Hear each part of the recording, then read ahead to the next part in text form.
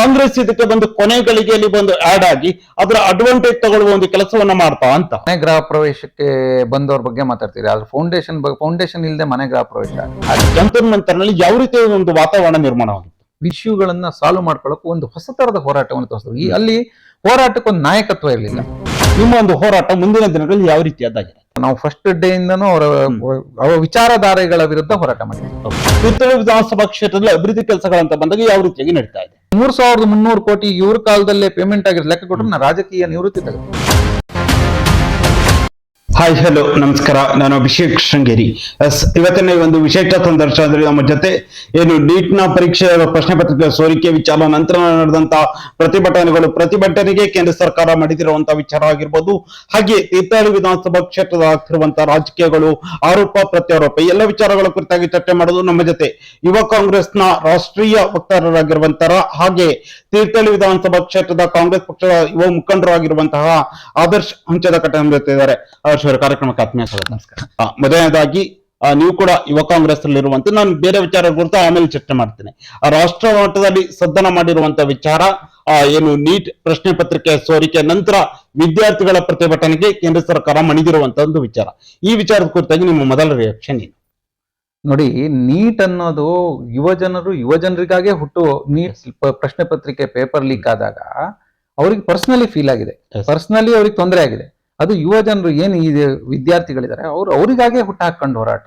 ಆ ಹೋರಾಟಕ್ಕೆ ನಂತರ ಪೂರಕ ಬೆಳವಣಿಗೆಗಳು ನಡೆದು ಅದೊಂದು ದೊಡ್ಡ ಹೋರಾಟವಾಯ್ತು ಬಿಟ್ರೆ ಇದೊಂದು ಜನಮಾನಸದಲ್ಲಿ ಒಂದು ಅವೇರ್ನೆಸ್ ಬಂದಿದ್ದು. ಹಾಗಾಗಿ ಇದೊಂದು ಪ್ರಮುಖ ಘಟ್ಟ. ಈ ಹೋರಾಟ ಈ ದೇಶದ ಇತಿಹಾಸದಲ್ಲಿ ಒಂದು ಪ್ರಮುಖ ಘಟ್ಟನೆ. ಯಾಕಂದ್ರೆ ವಿದ್ಯಾರ್ಥಿಗಳ ಹೋರಾಟ ಮಾಡಿದಾಗ ಅದು ಎಲ್ಲಿಯೂ ಕೂಡ ಹೋರಾಟ ಮಾಡಿದಾಗ ಅದು ಒಂದು ರೀತಿಯಲ್ಲಿ ಎಫೆಕ್ಟಿವ್ ಆಗಿರುತ್ತೆ.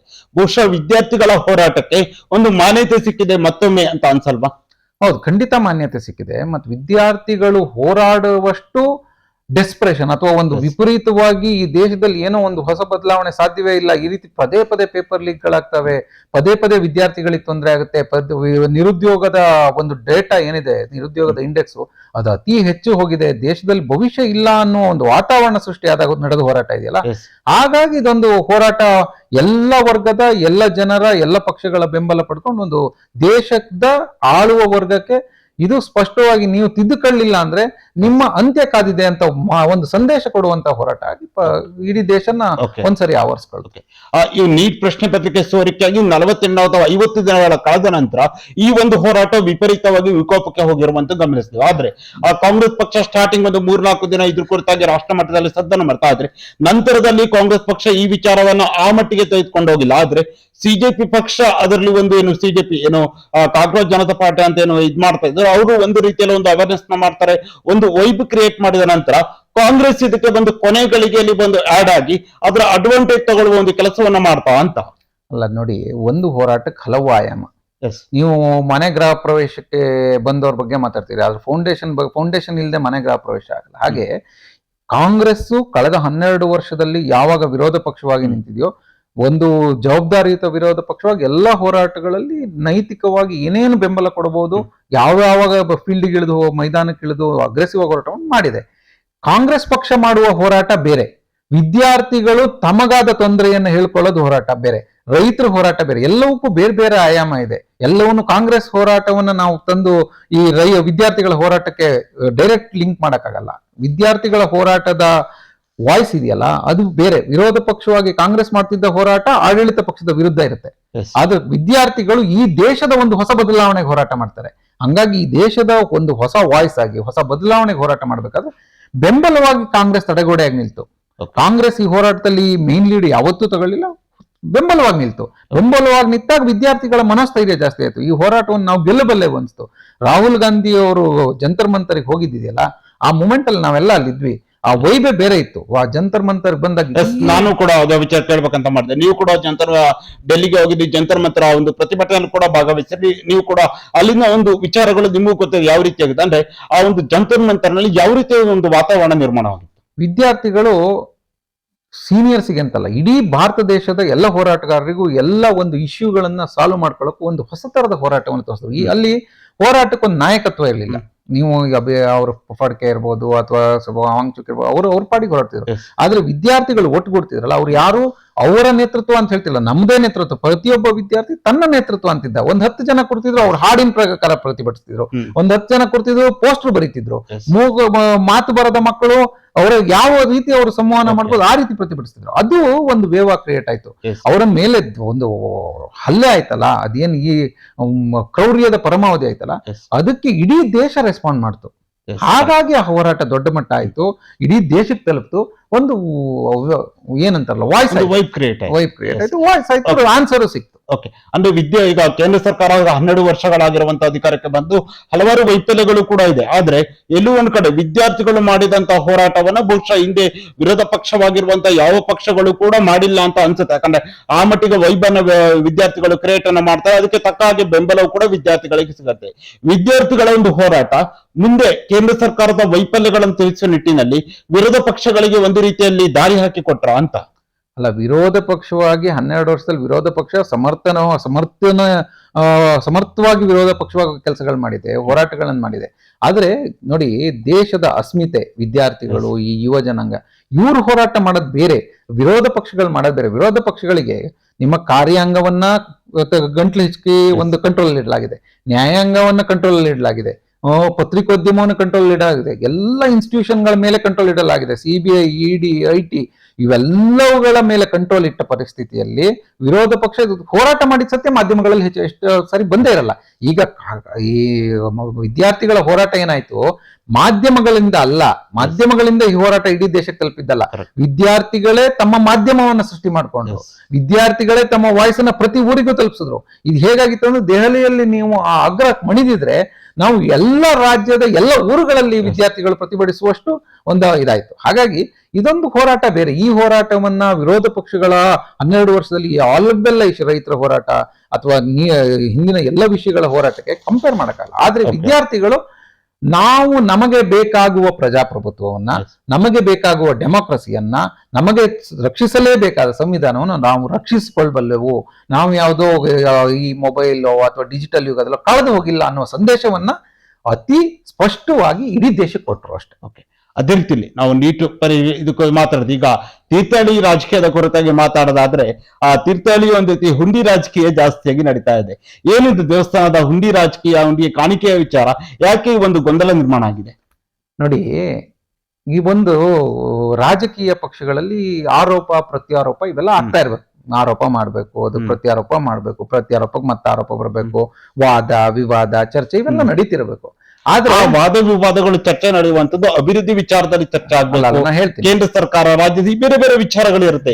ಈ ಹುಂಡಿ ವಿಚಾರ ಯಾಕೆ ಬಂತು ಅಂತ ಅದೇ ನಾನು ಇದನ್ನ ವಿಷಯ ಹೇಳ್ತೀನಿ. ಚರ್ಚೆ ಆಗ್ಬೇಕು, ಆದ್ರೆ ಆರೋಗ್ಯಕರವಾಗಿರ್ಬೇಕು. ಆದ್ರೆ ಇದ್ರಲ್ಲಿ ಏನಾಗುತ್ತೆ, ನಮ್ಮ ತೀರ್ಥಹಳ್ಳಿ ಶಾಸಕರದ್ದು ಹೆಂಗೆ ಅಂದ್ರೆ, ಕಳ್ಳರೆಲ್ಲ ಬಿಜೆಪಿ ಕಡೆ ಇದ್ದು ಅದೆಲ್ಲ ಆಕ್ಟಿವಿಟಿಗಳಲ್ಲಿ ನಡೆದ್ರೆ ಅದು ಅವರಿಗೆ ಸತ್ಯ. ಅದೇ ಏನೋ ಬೇರೆ ಕಡೆ ಎಲ್ಲೋ ಒಂದ್ ಕಡೆ ಗೊಂದಲನೇ ಇಲ್ದಿದ್ರು, ಇಲ್ಲಿ ನಮ್ ಕಡೆ ಎಲ್ಲ ಈ ತರದೆಲ್ಲ ಆಕ್ಟಿವಿಟೀಸ್ ನಡೀತಿದೆ, ಈ ತರದೆಲ್ಲ ಆಗ್ತಾ ಇದೆ, ನಾವು ಅವ್ರ ಮೇಲೆ ಹೇಳ್ಬಿಡ್ಬೋದು ಅಂತ ಹಾರ್ಬಿಡೋದು. ಅದು ಒಂದು ಅಗ್ರೆಸಿವ್ ರಾಜಕಾರಣ ಅಂತ ಅವ್ರು ಅನ್ಕೊಂಡಿರ್ಬೋದು. ಆದ್ರೆ ಅದು ಅಗ್ರೆಸಿವ್ ರಾಜಕಾರಣ ಅಲ್ಲ, ಅದೊಂಥರ ನಮ್ಮ ಕಡೆ ಇರುವ ಕಳ್ಳರನ್ನ ನಾವು ರಕ್ಷಣೆ ಮಾಡ್ತೀವಿ ಅಂತ ಹೇಳುವ ರಾಜಕಾರಣ. ಅಂದ್ರೆ ಅವರ ಕಡೆ ಇರುವಂತಹ ಕಳ್ಳರನ್ನು ರಕ್ಷಣೆ ಮಾಡುವಕ್ಕೋಸ್ಕರ ಅವರು ವಿಷಯಾಂತರ ಮಾಡ್ತಾ ಇದಾರೆ ಅಂತ ಹೇಳ್ತಾ ಇದ್ದಾರೆ. ನಾನು ಹೇಳೋದು ನೋಡಿ ಸರ್, ತೀರ್ಥಹಳ್ಳಿಯ 3 ದೇವಸ್ಥಾನಗಳು ಯಾವುದು? ರಾಮೇಶ್ವರ ದೇವಸ್ಥಾನ, ಮೃಗವದೆ ಮಲ್ಲಿಕಾರ್ಜುನ ದೇವಸ್ಥಾನ, ಹಣಗೆರೆಕಟ್ಟೆಯ ದರ್ಗಾ ಮತ್ತು ಬುದ್ದಪ್ಪ ಚೌಡಮ್ಮನ ದೇವಸ್ಥಾನ. ಈ 3 ತೀರ್ಥಹಳ್ಳಿಯ ಮೇರು ಮುಕುಟಗಳು. 3 ದೇವಸ್ಥಾನವನ್ನು ಧಾರ್ಮಿಕವಾಗಿ ಒಂದು ಅತ್ಯದ್ಭುತ ಪ್ರದೇಶಗಳು, ಒಂದು ವೈಬ್ ಇದೆ, ಒಂದು ದೇವರ ಹೋಗಿ ನಾವು ಒಂದು ನಮ್ಮ ಪ್ರಾರ್ಥನೆ ಏನ್ ಸಲ್ಲಿಸಿದ್ರು ಅಲ್ಲೊಂದು ಆಗುತ್ತೆ ಅನ್ನೋ ನಂಬಿಕೆ ಇರುವಂತ ಪ್ರದೇಶ. ಇಷ್ಟಕ್ಕೆ 40 ವರ್ಷದಲ್ಲಿ ಇವ್ರು ಯಾಕೆ ಲೈಟ್ ಹಾಕ್ಲಿಲ್ಲ? ಇವರು 40 ವರ್ಷದ ರಾಜಕಾರಣದಲ್ಲಿ 25 ವರ್ಷ ಶಾಸಕರಾಗಿದ್ರು. ಕನಿಷ್ಠ ಲೈಟ್ ಗಳನ್ನ ಹಾಕುವ ಅವಕಾಶವೂ ಇವ್ರಿಗೆ ಇರ್ಲಿಲ್ವಾ? ಇವ್ರು ಹಾಕ್ಬೋದಿತ್ತಲ್ಲ. ಇವ್ರು ಲೈಟ್ ಹಾಕಿಲ್ಲ, ಲೈಟ್ ಗಳನ್ನ ಹಾಕಿಲ್ಲ. ಬೇರೆಯವರು ಅದೇ ದೇವಸ್ಥಾನದ ಕಮಿಟಿಗಳಿಂದ ಪತ್ರ ತಗೊಂಡು ಹೋಗಿ ಆ ದೇವಸ್ಥಾನದ ಹುಂಡಿ ಬರುವ ಹಣ ದೇವಸ್ಥಾನಕ್ಕೆ ಅಭಿವೃದ್ಧಿಗೆ ಬಳಕೆ ಆಗ್ಬೇಕು ಅಂತ ಸರ್ಕಾರಿ ಕಾನೂನು ಇದೆ, ಹೌದಾ ಸರ್? ಅದೇ ದೇವಸ್ಥಾನಕ್ಕೆ ಬಳಕೆ ಆಗ್ಬೇಕು ಅಂತ ಅದು ಮುಜರಾಯಿ ಇಲಾಖೆ ಆದೇಶಗಳಲ್ಲೇ ಇದೆ. ಹೀಗಿದ್ದಾಗ ಮತ್ತೆ ಇನ್ನೂ ಹೆಚ್ಚಂದ್ರೆ ರಾಮೇಶ್ವರ ದೇವಸ್ಥಾನದ್ದಾಗ್ಲಿ ಅಥವಾ ಮಲ್ಲಿಕಾರ್ಜುನ ದೇವಸ್ಥಾನ ಲೆಟರ್ಗಳನ್ನು ಕೊಟ್ಟವ್ರು ಯಾರು? ಲೆಟರ್ಗಳು ಬಿಜೆಪಿ ಕಾರ್ಯಕರ್ತರು ಇದ್ದಾರೆ, ಕಾಂಗ್ರೆಸ್ ಕಾರ್ಯಕರ್ತರು, ಬಿಜೆಪಿ ಕಾರ್ಯಕರ್ತರು ಸ್ಪಷ್ಟವಾಗಿ ಲೆಟರ್ ಕೊಟ್ಟಿರೋದಿದೆ. ಅದ್ರ ಮೇಲೆ ಅವ್ರು ನಾನು ಹೇಳ್ತೀನಿ, ಲೈಟ್ ಲೆಟರ್ ಕೊಟ್ಟಿದ್ದಾರೆ, ಅವ್ರು ತಗೊಂಡೋಗಿ ಸರ್ಕಾರ ಕೊಟ್ಟಿದ್ದಾರೆ, ಸರ್ಕಾರಕ್ಕೆ ಒಂದು ಎಸ್ಟಿಮೇಟ್ ಮಾಡ್ಕೊಟ್ಟಿದೆ. ಏನ್ ಸರ್ಕಾರ ಕಾನೂನು ಏನಿರುತ್ತೆ ಅದ್ರ ಪ್ರಕಾರ ಎಸ್ಟಿಮೇಟ್ ಮಾಡ್ಕೊಟ್ಟಿದೆ, ಅದು ಕಾಂಟ್ರಾಕ್ಟರ್ ಕೆಲಸ ಮಾಡಿದ್ದಾರೆ. ಕಾಂಟ್ರಾಕ್ಟರ್ ಮೇಲೆ ಆರೋಪ ಮಾಡೋದು ಬೇರೆ, ಹ್ಮ್. ಕಾಂಗ್ರೆಸ್ ಮೇಲೆ ಆರೋಪ ಮಾಡೋದ್ ಬೇರೆ. Yes. ಈಗ ಈ ಒಂದು ಹುಂಚದಕಟ್ಟೆಯಲ್ಲಿ ಒಂದು ವ್ಯವಸಾಯ ಸೇವಾ ಸಹಕಾರ ಸಂಘದಲ್ಲಿ ತುಂಬಾ ಹಣದ ದುರ್ಬಳಕೆ ಆಗಿದೆ ಅಂತ ಆರೋಪ ಬರ್ತಿದೆ. Yes. ಆ ಹುಂಚದಕಟ್ಟೆ ಸೇವಾ ಸಹಕಾರ ಸಂಘದ ಅಧ್ಯಕ್ಷರು ಬಿಜೆಪಿ ಅಂತ ಹೇಳಿ ಹ್ಮ್. ನಾವು ಬಿಜೆಪಿ ಅವರೆಲ್ಲರೂ ಅವ್ಯವಹಾರ ಮಾಡಿದ್ದಾರೆ ಅಂತ ಹೇಳಕ್ಕಾಗತ್ತಾ? ಈಗ ಇಲ್ಲೆಲ್ಲ ಒಂದು ದೇವಸ್ಥಾನದ ಹತ್ರ ನಾನು ಬೇಕಾದ್ರೆ ಒಂದು ನಿಮ್ಮನ್ನ ಕರ್ಕೊಂಡು ಹೋಗ್ತೀನಿ, ಒಂದು ವಾಲ್ ಮರ್ಚ್ಕೊಂಡಿದೆ, 2 ಸರಿ ಕಟ್ಟಿರೋ ವಾಲ್ ಬೀಳಕ್ಕಾಗಿದೆ. Okay. ಹಂಗಂತೇಳಿ ಬಿಜೆಪಿ ಅವರೆಲ್ಲರೂ ವಾಲ್ ಕಟ್ಟುವ ವಾಲ್ಗಳನ್ನು ಬೀಳ್ಸೋರು ಅಕ್ರಮ ಕೆಲಸ ಅಂತ ಹೇಳಕ್ಕಾಗತ್ತಾ? Okay. ಅದು ಆ ಕೆಲಸವನ್ನ ಹೇಳಲಿ, ಅದಕ್ಕೂ ಕಾಂಗ್ರೆಸ್ಗೂ ಲಿಂಕ್ ಮಾಡಿದ್ವಿ. ವೈಯಕ್ತಿಕವಾಗಿ ನಿಮ್ಗೊಂದು ಉದ್ಯೋಗ ಇರುತ್ತೆ, ನನಗೊಂದು ಉದ್ಯೋಗ ಇರುತ್ತೆ, ಅವ್ರಿಗೊಂದು ಉದ್ಯೋಗ ಇರುತ್ತೆ. ಆ ಉದ್ಯೋಗಗಳಲ್ಲಿ ಅಕ್ರಮ ಆದಾಗ ಅದನ್ನು ದೂಷಿಸಬೇಕಾಗಿದ್ದು ವೈಯಕ್ತಿಕವಾಗಿ ಅವ್ರ ಮೇಲೆ Yes. ಸೂಕ್ಷ್ಮತೆ ಇರ್ಬೇಕು. ಶಾಸಕರವರು 25 ವರ್ಷ ಶಾಸಕರಾಗಿದ್ದವರು, ಗೃಹ ಮಂತ್ರಿ ಆಗಿದ್ದವರು, ಅವ್ರ ಘನತೆಗೆ ತಕ್ಕಂಗೆ ಮಾತಾಡ್ಬೇಕು. ಹಾಗಾಗಿ ಬಿಜೆಪಿ ಕಾಂಗ್ರೆಸ್ ಅವರೆಲ್ಲ ಹುಂಡಿಕಳ್ರು ಅಂದ್ರೆ ಈಗ ಅಯೋಧ್ಯೆಲ್ಲ ಆದಾಗ ಬಿಜೆಪಿ ಅವರೆಲ್ಲ ಹುಂಡಿಕಳ್ರ? ಅಂದ್ರೆ ವಾಸ್ತವಾಂಶವಾಗಿ ಹೇಳಿದ್ರೆ ಆ ಒಂದು 3 ದಿವಸ ಏನಾಗಿರುವಂತದ್ದು ವಾಸ್ತವ ಏನೂ ಇಲ್ಲ. 3 ದೇವಸ್ಥಾನಗಳಲ್ಲಿ ಲೈಟ್ ಇರ್ಲಿಲ್ಲ, ಕತ್ತಲಿತ್ತು, ಅಕ್ರಮ ಚಟುವಟಿಕೆಗಳಿಗೆ ದಾರಿ ಮಾಡ್ಕೊಡ್ಬೋದು ಅಂತ ಇತ್ತು. ಹಾಗಾಗಿ ಸರ್ಕಾರದ ಫಂಡ್ ಅವರ ಕಮಿಟಿಗಳಿಂದ ಲೆಟರ್ ತಗೊಂಡೋಗಾಗಿದೆ. ಲೆಟರ್ ತಗೊಂಡೋಗಿದ್ದಕ್ಕೆ ಸರ್ಕಾರ ಎಸ್ಟಿಮೇಟ್ ಮಾಡಿದೆ. ಕಾಂಟ್ರಾಕ್ಟರ್ಗೆ ಯಾರಿಗೋ ಕೊಟ್ಟಿದ್ದಾರೆ, ಅದು ತುಂಡುಗಳು 5 ಲಕ್ಷದ ಒಳಗಿದ್ರೆ ಟೆಂಡರ್ ಬೇಡ, ಯಾರಿಗೋ ಕೊಟ್ಟಿದ್ದಾರೆ, ಅವ್ರು ಬಂದು ಲೈಟ್ ಹಾಕಿದ್ದಾರೆ, ಮುಗಿತು. ಆ ಲೈಟ್ ಅಲ್ಲಿ ಏನಾದ್ರು ಲೋಪದೋಷ ಇದೆಯಾ ಅದನ್ನ ವೈಯಕ್ತಿಕ ಅವ್ರು ಯಾರು ಹಾಕಿದಾರೋ ಅವ್ರಿಗೆ ಹೇಳ್ಬೇಕು. ಅದ್ರಲ್ಲಿ ಯಾವ ಲೋಪದೋಷಗಳಿಲ್ಲ, ಎಲ್ಲವೂ ಆನ್ ಇದಾವೆ. ಈಗ MP ಲಾಡಲ್ಲಿ ಹಾಕಿದ್ರಲ್ಲಿ ತುಂಬಾ ಲೈಟ್ಗಳು ಆಫ್ ಆಗಿದಾವೆ. ಆತರ ಅಕ್ರಮ ಚಟುವಟಿಕೆ ಅಂತ ಹುಡುಕ್ತಾ ಹೋದ್ರೆ ಲೈಟ್ಗಳು ಅಲ್ಲೆಲ್ಲ ಹಾಕಿದ್ದಾರೆ ಈ ಲೈಟ್ಗಳು, ಅವೆಲ್ಲವೂ ಸುಮಾರು ಆಫ್ ಆಗಿದಾವೆ. ಹಂಗ್ ಹುಡುಕ್ತಾ ಹೋದ್ರೆ 100 ಹುಡುಕ್ಬೋದು. ರಸ್ತೆಗಳು ಇವ್ರ ಕಾಲದಲ್ಲಾದ ರಸ್ತೆಗಳು, ಜಡಪಿ ರಸ್ತೆಗಳು ತೊಳ್ಕೊಂಡೇ ಹೋಗಿದಾವೆ, ವಾಲ್ಗಳು ಮುರಿದು ಬೀಳಕ್ಕಾಗಿದಾವೆ, ಕಟ್ಟಡಗಳು ಸೋರ್ತಿದಾವೆ. ಹಂಗಾರೆ ಯಾರು ಕಳ್ರು? ಕರೆಕ್ಟ್ ಆಗಿ ತೀರ್ಥಹಳ್ಳಿಲಿ ಒಂದಿನ ನೀವು ಏನಾದ್ರು ಫ್ರೀ ಇದ್ರೆ ನಾನು ಎಲ್ಲಾ ಕಡೆ ಕರ್ಕೊಂಡು ಹೋಗ್ತೀನಿ, ಕಳ್ರು ಯಾರು ಅಂತ ಈಸಿಯಾಗಿ ಗೊತ್ತಾಗುತ್ತೆ. ಅಂದ್ರೆ ಈ ವಿಚಾರ ಮಾತ್ರ ಅಲ್ಲ, ಬೇರೆ ಬೇರೆ ವಿಚಾರಗಳಲ್ಲೂ ಕೂಡ ಹಲವಾರು ಗೊಂದಲಗಳಿರುವಂತದ್ದು. ಅವರು ಒಂದಿನ ಪ್ರತಿಭಟನೆ ಮಾಡ್ರೆ ನೀವೊಂದು ಪ್ರತಿಭಟನೆ ಮಾಡ್ತೀರಾ. ಹೌದು, ಒಂದು ಸಂವಿಧಾನಕ್ಕೆ ಒಂದು ಪ್ರಜಾಪ್ರಭುತ್ವ ವ್ಯವಸ್ಥೆಯಲ್ಲಿ ಪ್ರತಿಭಟನೆಗಳು, ಆರೋಪ ಪ್ರತ್ಯಾರೋಪ ಎಲ್ಲವೂ ಕೂಡ ಸಹಜ. ಆದ್ರೆ ಎಲ್ಲೂ ಒಂದ್ ಕಡೆ ನೋಡಿದ್ರೆ ತೀರ್ಥಹಳ್ಳಿ ವಿಧಾನಸಭಾ ಕ್ಷೇತ್ರದಲ್ಲಿ ಅದು ವೈಯಕ್ತಿಕವಾಗಿ ಹೋಗ್ತಾ ಇದೆಯಾ ಅಂತ? ವೈಯಕ್ತಿಕವಾಗಿ ಯಾರು ಇಲ್ಲ. ಶಾಸಕರು ಮತ್ತು ನಮ್ಮ ಕಿಮ್ಮನ ರತ್ನಾಕರ ಸಾಹೇಬರು ಇರ್ಲಿ, ಮಂಜುನಾಥ್ ಗೌಡರು ಇರ್ಲಿ, ತೀರ್ಥಹಳ್ಳಿ ಶಾಸಕರು ಎಲ್ಲರೂ ಅಭಿವೃದ್ಧಿಗೆ, ಭ್ರಷ್ಟಾಚಾರ ಆದಾಗ ಭ್ರಷ್ಟಾಚಾರದ ವಿರುದ್ಧ ಹೋರಾಟ ನಡೀತಿದೆ. ವೈಯಕ್ತಿಕ ಅಂತ ಹೋದ್ರೆ ಅದ್ ಹೆಂಗಾಗುತ್ತೆ ಅಂದ್ರೆ ಹರಕೊಲ್ಲಲ್ ಪರ ಕಾಯುವನೆ ಅಂತ. ತೀರ್ಥಹಳ್ಳಿಗೆ ನಂಬರ್ 1 ಯಾರು ಈಗ ಪ್ರಜಾಪ್ರತಿನಿಧಿಗೆ ಅವ್ರೇನಾದ್ರು ಸ್ವಲ್ಪ ಡಿವಿಯೇಟ್ ಆದ್ರೆ ಆ ಕಡೆ ಹೋಗ್ಬೋದು ಅಷ್ಟೇ. ಹಾಗಾಗಿ ಅವ್ರ ಕೇರ್ ತಗೊಂಡ್ರೆ ನಾರ್ಮಲ್ ಆಗಿ ಹೋಗುತ್ತೆ ಎಲ್ಲವೂ. ಓಕೆ. ಇನ್ನೊಂದು ಪ್ರಮುಖವಾಗಿ ಅಭಿವೃದ್ಧಿ ವಿಚಾರ ಅಂತ ಬಂದಾಗ ಅವ್ರು ಹೇಳ್ತಾರೆ, ನಾವು ಹಿಂದೆ 3,300 ಕೋಟಿಯಷ್ಟು ಅನುದಾನವನ್ನು ತಂದಿದ್ರೆ ಅಂತಾರೆ. ನೀವ್ ಹೇಳ್ತಾರೆ ಅವರು ಅನುದಾನವನ್ನು ತಂದಿಲ್ಲ, ಅಭಿವೃದ್ಧಿ ಕೆಲಸವನ್ನ ಮಾಡಿ. ಅಂದ್ರೆ ತೀರ್ಥಹಳ್ಳಿ ವಿಧಾನಸಭಾ ಕ್ಷೇತ್ರದಲ್ಲಿ ಅಭಿವೃದ್ಧಿ ಕೆಲಸಗಳಂತ ಬಂದಾಗ ಯಾವ ರೀತಿಯಾಗಿ ನಡೀತಾ ಇದೆ? ತೀರ್ಥಹಳ್ಳಿಯಲ್ಲಿ ಅಭಿವೃದ್ಧಿ ಕೆಲಸಗಳು ನಾವು 3,300 ಕೋಟಿ ಕೊಟ್ಟಿದೀವಿ ಅಂತ ಬಾಯಲ್ಲಿ ಹೇಳ್ಬೋದು, ಆದ್ರೆ ಅವ್ರು ತೋರಿಸ್ಬೇಕು. ಸರ್ ನಾನು ಹೇಳ್ತೀನಿ ಕೇಳಿ, ತೀರ್ಥಹಳ್ಳಿಯ ಬಹುಪಾಲು ಕಾಂಟ್ರಾಕ್ಟರ್ಗಳ ಪೆಂಡಿಂಗ್ ಅಮೌಂಟ್ ಇತ್ತಲ್ಲ, ಅದು ಎಷ್ಟಿತ್ತು ಏನಿತ್ತು ಅನ್ನೋದು ಅವ್ರೊಂದ್ಸರಿ ತೆಗಿಬೇಕಾದ್ರೆ ನನ್ನ ಹತ್ರ ಲಿಸ್ಟ್ ಇದೆ. ಒಂದು 200-250 ಕೋಟಿ 300 ಕೋಟಿ ಪೆಂಡಿಂಗ್ ಇತ್ತಲ್ಲ ಅಮೌಂಟ್, ಬರೀ ಆ ಜಡ್ಪಿ PWD ಅದನ್ನ ಸಿದ್ದರಾಮಯ್ಯನವ್ರ ಸರ್ಕಾರ ಕೊಟ್ಟು ಇವತ್ತು ಮನೆ ಮಠ ಉಳಿದಿದೆ ಬಿಜೆಪಿ ಕಾಂಟ್ರಾಕ್ಟರ್ಗಳದ್ದು. ಇವರೆಲ್ಲವೂ ಪೆಂಡಿಂಗ್ ಇಟ್ಟಿದ್ರು, ಯಾರೋ ಘೋಷಣೆ ಮಾಡಿದ್ರು, ದುಡ್ಡೆಲ್ಲವೂ. ಈಗ ಕೋಣಂದೂರಿನ ರಸ್ತೆ ಸರ್, ಪೇಮೆಂಟ್ ಸಿದ್ದರಾಮಯ್ಯವ್ರ ಕಾಲದಲ್ಲಿ ಆಯ್ತು. ಕೋಣಂದೂರಿನ ಲೈಟ್ ಪೇಮೆಂಟ್ ಸಿದ್ದರಾಮಯ್ಯವ್ರ ಕಾಲದಲ್ಲಿ ಆಯ್ತು. ಕೋಣಂದೂರಿನ ಆಸ್ಪತ್ರೆ ಪೇಮೆಂಟ್ ಯಾರು? ಸಿದ್ದರಾಮಯ್ಯ ಸರ್ಕಾರದ ಕಾಲದಲ್ಲಿ ಆಯ್ತು. ತಂದ್ರು, ಅಭಿವೃದ್ಧಿ ಯೋಜನೆ ತಂದ್ರು, ಹಣ ಯಾರು ಕೊಟ್ರು ಸರ್? ಈಗ ಎಲ್ಲ ವರ್ಕ್ಗಳು ಆಗ್ತಿರೋದು, ಈಗ ಆಗ್ತಿರೋಕ್ಕೂ ಪೇಮೆಂಟ್ ಹಣ ಎಲ್ಲಿಂದ ಬರ್ತಿದೆ? ರಾಜ್ಯ ಸರ್ಕಾರದ ಈಗ ಇವರ ಕಾಲದಲ್ಲಿ ಪೇಮೆಂಟ್ ಆದಂತ 3,300 ಕೋಟಿ ಲೆಕ್ಕ ಇವ್ರು ಕೊಡ್ಲಿ. ನಾ ಬೇಕಾದ್ರೆ ರಾಜಕೀಯ 3,300 ಕೋಟಿ ಇವ್ರ ಕಾಲದಲ್ಲೇ ಪೇಮೆಂಟ್ ಆಗಿರೋ ಲೆಕ್ಕ ಕೊಟ್ಟರೆ ನಾ ರಾಜಕೀಯ ನಿವೃತ್ತಿ ತಗೋತೀನಿ ಬೇಕಾದ್ರೆ. ಓಕೆ. ಅಂದ್ರೆ ಅವ್ರು 3,300 ಕೋಟಿ ಅನುದಾನವನ್ನು ತೀರ್ಥಹಳ್ಳಿ ವಿಧಾನಸಭಾ ಕ್ಷೇತ್ರಕ್ಕೆ ತಂದಿಲ್ಲ ಅಂತ ಹೇಳ್ತಾ ಇದ್ದೀರಾ?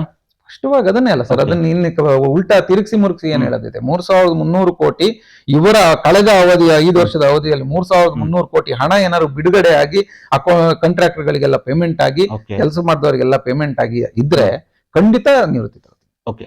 ಇನ್ನೊಂದು ಪ್ರಮುಖವಾಗಿ ಈಗ ಸ್ಥಳೀಯ ಸಂಸ್ಥೆಗಳ ಚುನಾವಣೆ ಎಲ್ಲವೂ ಕೂಡ ಸತತವಾಗಿ ಬರ್ತಾ ಇರುವ, ಆದರೆ ಕಾಂಗ್ರೆಸ್ ನಾಯಕರ ನಡುವಿನ ಒಂದು ಮುಸುಕಿನ ಗುದ್ದಾಟ ಬಿಜೆಪಿಗೆ ಒಂದು ರೀತಿಯಲ್ಲಿ ಅಡ್ವಾಂಟೇಜ್ ಆಗ್ತಾ ಇದೆಯಾ ಅಂತ? ಅದು ಆಕ್ಚುಲಿ ಏನ್ ಮುಸುಕಿನ ಗುದ್ದಾಟ ಅಲ್ಲ ನೋಡಿ. ಇಲ್ಲಿ ಎಲ್ಲ ಸ್ಪರ್ಧೆ ಎಲ್ಲ ಕಡೆ ಸ್ಪರ್ಧಾಳುಗಳ ಶಕ್ತಿ ಅತಿ ಹೆಚ್ಚಿದ್ದಾಗ ಸ್ಪರ್ಧೆ ಜಾಸ್ತಿ. ಹೌದಾ? ಅಲ್ಲಿ ಏನದೆ ಏಕಮೇವ ದ್ವಿತೀಯ ಆಗಿದ್ದಾರೆ ಅವ್ರು, ಯಾವ ಮುಂದಿನ ಜನರೇಷನ್ ನಾಯಕತ್ವ ಇಲ್ಲಿ ಹಾಗಲ್ಲ.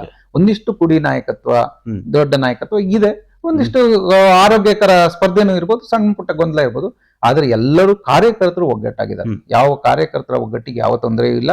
ಸ್ಥಳೀಯ ಸಂಸ್ಥೆ ಚುನಾವಣೆ ಇರ್ಲಿ ಅಥವಾ TP-JDP ಬಂದ್ರು, ಈಗ ಯಾವ ಗೊತ್ತಿಲ್ಲ, ಬಂದ್ರು ಇಲ್ಲಿ ಸ್ಪಷ್ಟವಾಗಿ ಎದುರಿಸುವ ತಾಕತ್ ಕಾಂಗ್ರೆಸ್ ಇದೆ.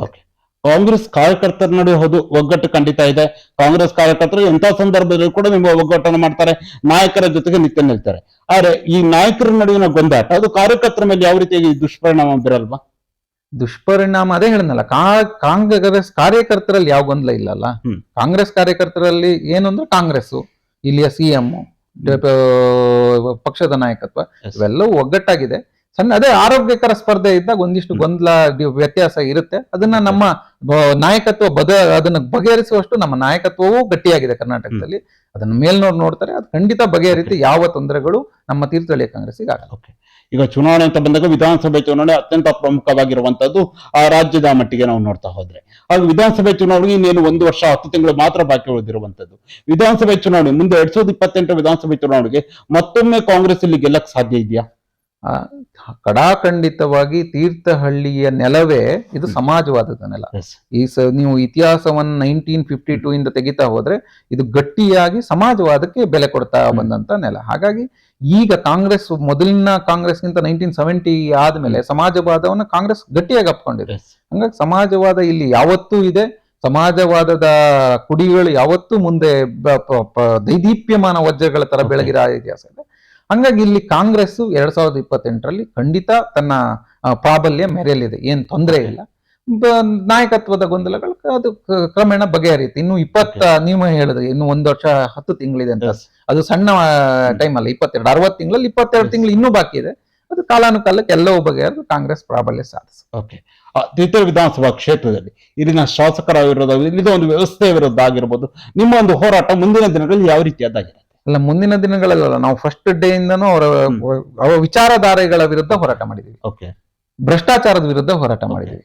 ಕಳಂಕ ಬರುವಂತಹ ಕೆಲಸಗಳ ವಿರುದ್ಧ ಹೋರಾಟ ಮಾಡಿದ್ವಿ. ಶಾಸಕರ ವಿರುದ್ಧ ಅಥವಾ ಬಿಜೆಪಿ ಯಾರ್ದೋ ವೈಯಕ್ತಿಕವಾಗಿ ಯಾರ ವಿರುದ್ಧವೂ ನಮ್ಮ ಹೋರಾಟ ಇಲ್ಲ. ನಮಗೇನು ಬಿಂತ್ಲದಲ್ಲಿ ಒಂದು ಆಗಿದೆ, ಶ್ರೀರಾಮಚಂದ್ರ ದೇವರ ಜಾಗವನ್ನ, ಧಾರ್ಮಿಕ ಜಾಗವನ್ನ, ಅದನ್ನ ಧಾರ್ಮಿಕ ಜಾಗಗಳು ಧಾರ್ಮಿಕ ಕೆಲಸಕ್ಕೆ ಬಳಕೆ ಆಗ್ಬೇಕು. ಅದು ಒಬ್ಬ ಪ್ರಮುಖ ವ್ಯಕ್ತಿಯ, ಪ್ರಮುಖ ರಾಜಕೀಯ ನಾಯಕರ ಮಗನ ಹೆಸರಿಗಾಗಿದೆ. ಅದರ ವಿರುದ್ಧವೂ ನಮ್ಮ ಹೋರಾಟ ಇದೆ. ಆ ಒಂದು ವಿಚಾರ ಕೂಡ ದೊಡ್ಡ ಮಟ್ಟದಲ್ಲಿ ಈಗ ಚರ್ಚೆಗೆ ಬಂದಿರುವಂತದ್ದು. ಅದು ನಾವೊಂದು ವಿಚಾರವನ್ನು ವಿಸ್ತಾರವಾಗಿ ಹೇಳಿದ್ರೆ ಏನಿರುವಂತದ್ದು? ವಿಸ್ತಾರವಾಗಿ ಹೇಳುವ ಪ್ರಕ್ರಿಯೆ ಇನ್ನು ಪ್ರಾರಂಭ ಆಗುತ್ತೆ. ಧಾರ್ಮಿಕ, ನಾನು ಸ್ಪಷ್ಟವಾಗಿ ಹೇಳ್ತೀನಿ, ಧಾರ್ಮಿಕ ಜಾಗಗಳು ಧಾರ್ಮಿಕ ವ್ಯವಸ್ಥೆಯಲ್ಲಿ ಧರ್ಮಕ್ಕೆ ಬಳಕೆ ಆಗುತ್ತೆ. ಹಿಂದೂ ಧರ್ಮವನ್ನು ನಂಬುವ ಪ್ರತಿಯೊಬ್ಬನು, ಹಿಂದೂ ಧರ್ಮ ಅಂದ್ರೆ ಏನು? ಹಿಂದೂ ಧರ್ಮ ವಸುದೈವ ಕುಟುಂಬಕಂ ಹೌದು. ಆದ್ರೆ ಒಂದು ಧರ್ಮದ ಜಾಗ ಧಾರ್ಮಿಕ ಕೆಲಸಕ್ಕೆ ಧರ್ಮದ ಅಡಿಯಲ್ಲೇ ಬಳಕೆ ಆಗ್ಬೇಕು. ನಾವು ಯಾವುದೋ ಒಂದು ಮಠದ ಜಾಗ ಸಿಗುತ್ತೆ, ಯಾವುದೋ ಒಂದು ದೇವಸ್ಥಾನದ ಜಾಗ ಸಿಗುತ್ತೆ ಅಂತ ಹೇಳಿ ಯಾರೋ ಅದು ಕಾನೂನು ಪ್ರಕಾರ ಆಗ್ಬಿಡುತ್ತೆ ಅಂತ ಹೇಳಿ ನಾವು ತಗೊಂಡ್ರೆ ಅದು ನೈತಿಕವಾಗಿ ನಮ್ಮ ವಿರೋಧ ಇದೆ. ನಾವೇನ್ ಹೇಳ್ತೀವಿ, ಧಾರ್ಮಿಕವಾಗಿ ಧಾರ್ಮಿಕ ಜಾಗ, ಗೋಶಾಲೆಗೆ ಬಳಕೆ ಆಗ್ಲಿ ಅಥವಾ ಮಠದ ಯಾವುದೋ ವ್ಯವಸ್ಥೆಗೆ ಬಳಕೆ ಆಗ್ಲಿ, ಇದರ ವಿರುದ್ಧ ನಮ್ಮ ಈ ಅಕ್ರಮ ವರ್ಗಾವಣೆಯ ವಿರುದ್ಧ ನಮ್ಮ ಹೋರಾಟ ಕಡಾಖಂಡಿತವಾಗಿದೆ. ಮುಂದಿನ ದಿನಗಳಲ್ಲಿ ಗಟ್ಟಿ ಧ್ವನಿ ಆಗ್ತೀವಿ. ನಮಗೆ ನಾವು ರಾಜಕೀಯದಲ್ಲಿ ಏನಾಗಿದ್ರು ಪರವಾಗಿಲ್ಲ, ಆದ್ರೆ ಅದ್ರ ವಿರುದ್ಧ ಹೋರಾಟ ನಮ್ ಖಂಡಿತವಾಗಿರುತ್ತೆ. ಓಕೆ, ಅದೇ ರೀತಿಯಲ್ಲಿ ಈ ಭಾಗದ ಇಲ್ಲಿನ ತೀರ್ಥಹಳ್ಳಿ ವಿಧಾನಸಭಾ ಕ್ಷೇತ್ರ ಶಾಸಕರು ಹಾಗೂ ಹಿಂದಿನ ತಹಸೀಲ್ದಾರ್ ನಡುವಿನ ಒಂದು ವಿಚಾರ ಬಹಳ ದೊಡ್ಡ ಮಟ್ಟದಲ್ಲಿ ಚರ್ಚೆ ಬರುತ್ತೆ. ಸಾಮಾಜಿಕ ಜಾಲತಾಣ ಅಥವಾ ತೀರ್ಥಹಳ್ಳಿ ಯಾವುದೇ ಒಂದು ರೀತಿಯಾಗಿ ನೋಡ್ರೆ ಫಸ್ಟ್ ಬರುವಂತ ಏನದು, ಅಧಿಕಾರಿಗಳು, ತಹಸೀಲ್ದಾರ್ ಹಾಗೂ ಶಾಸಕರ ನಡುವಿನ ಕಿತ್ತಾಟ ಏನಕ್ಕದ ಆ ಒಂದು ವಾತಾವರಣ ನಿರ್ಮಾಣ ಆಯ್ತು? ಸರ್, ಶಾಸಕರು ಅಂದ್ರೆ ರಾಜ್ಯ ಸರ್ಕಾರದ ಪ್ರತಿನಿಧಿ, ಅವರ ಕೆಳಗ್ ತಹಶೀಲ್ದಾರ್ ಬರೋದು, ಅವ್ರ ಕೆಳಗ್ RI ಬರೋದು. ಎಲ್ಲರ ಜೊತೆ ಕಿತ್ತಾಡ್ತೀವಿ ಅಂದ್ರೆ ಅದ್ರಲ್ಲಿ ಅರ್ಥ ಇಲ್ಲ. ಇವರ ಮಾತನ್ನ ಯಾರು ಕೇಳ್ತಿಲ್ಲ ಅಂದ್ರೆ ಅದು ಸರ್ಕಾರದ ಧ್ವನಿ ಆಗ್ತಿಲ್ಲ ಅಂತ ಅರ್ಥ. ಇವರೇ ಸರ್ಕಾರ. ಹಂಗಾಗಿ ಅದು ಅವ್ರು ಸ್ಪಷ್ಟವಾಗಿ ಅವ್ರು ನಡೆಸ್ಕೊಂಡ್ ಹೋಗ್ಬೇಕು. ಅದ್ರ ಬಗ್ಗೆ ಈಗ ತಹಶೀಲ್ದಾರ್ ಗೊಂದಲ ಅವೆಲ್ಲವೂ ಪಕ್ಷದಕ್ಕೆ ಲಿಂಕ್ ಮಾಡಿ ಏನೇನೋ ಮಾತಾಡ್ತಿರೋದು, ಬಟ್ ಅದೇನು ದೊಡ್ಡ ವಿಷಯ ಅಲ್ಲ. ನಾನು ಯಾಕೆ ಈ ಪ್ರಶ್ನೆಯನ್ನ ಕೇಳಿದಂದ್ರೆ, ಈ ತಹಸೀಲ್ದಾರ್ನ ಎಲ್ಲೋ ಒಂದ್ ಕಡೆ ಕಾಂಗ್ರೆಸ್ ನಾಯಕರು ಹೇಳಿದಾಗ ಅವ್ರು ಮಾಡ್ತಾ ಇದ್ದಾರೆ, ಕಾಂಗ್ರೆಸ್ ನಾಯಕರು ಅವರ ಹಿಡಿತದಲ್ಲಿದ್ದಾರೆ ಅನ್ನುವ ಹಲವಾರು ಆರೋಪಗಳು ಕೂಡ ಬಂದಿರುವ ನೀವು ಗಮನಿಸಿರೋ ಅನ್ಕೊಳ್ತೀನಿ. ಅಂದ್ರೆ ಇಲ್ಲಿನ ಅಧಿಕಾರಿಗಳನ್ನ, ಇಲ್ಲಿನ ಸರ್ಕಾರ ನಿಮ್ದೇ ಇರುವ ಹಿನ್ನೆಲೆಯಲ್ಲಿ ಅಧಿಕಾರಿಗಳನ್ನ ಹಿಡಿದಿಟ್ಟುವ ಕೆಲಸವನ್ನ ಕಾಂಗ್ರೆಸ್ ನಾಯಕರು ಮಾಡ್ತಾ ಇದ್ದಾರಾ ಅಂತ? ಸರ್, ಅಧಿಕಾರಿಗಳ ವಿರುದ್ಧ 2 ಆಂಗಲ್ ಅಲ್ಲಿ ಆರೋಪ ಬರ್ತದೆ. ಒಂದು, ಅವರು ತಮ್ಮ ಪಕ್ಷದ ಕೆಲಸಗಾರರಿಗೆ ಮಾಡಿಕೊಟ್ಟಿಲ್ಲ ಅಂದಾಗ ಆರೋಪಗಳು ಬರುತ್ತೆ. ಇನ್ನೊಂದು, ಏನೋ ಆಡಳಿತ ಪಕ್ಷ ಸರ್ಕಾರದ ಭಾಗವಾಗಿ ಅವರು ಸರ್ಕಾರದ ಮಾತು ಕೇಳ್ತಾರೆ ಅಂತ. ಆದ್ರೆ ಆರೋಪ ಪ್ರತ್ಯಾರೋಪ ಇವೆಲ್ಲವೂ ವಿಚಾರಗಳನ್ನು ಇಟ್ಟು ಮಾಡ್ಲಿ, ಅದು ಕಾನೂನು ಏನಿದೆ, ಸರ್ಕಾರ ಏನು ಕ್ರಮ ತಗೋಬೇಕು ತಗೊಳುತ್ತೆ. ಆದ್ರೆ ತಹಶೀಲ್ದಾರು ಮತ್ತೆ ಶಾಸಕರ ಮಧ್ಯದ ಏನ್ ವಿಚಾರಗಳಿದೆ ಅದಕ್ಕೆ ನಾವೇನ್ ಕಮೆಂಟ್ ಮಾಡುವ ಅಗತ್ಯ ಇಲ್ಲ. ಯಾಕಂದ್ರೆ ಸರ್ಕಾರ ಇದೇ ಸರ್ಕಾರ, ಅದಕ್ಕೇನು ಸರಿ ಇದ್ರೆ ಸರಿ, ಏನು ತಪ್ಪಿದ್ರೆ ತನಿಖೆ ಆಗದೆ ಆಗ್ಲಿ, ಅದ್ರ ಬಗ್ಗೆ ನಾವೇನ್ ಕಮೆಂಟ್ ಮಾಡೋ ಅಗತ್ಯ ಇಲ್ಲ.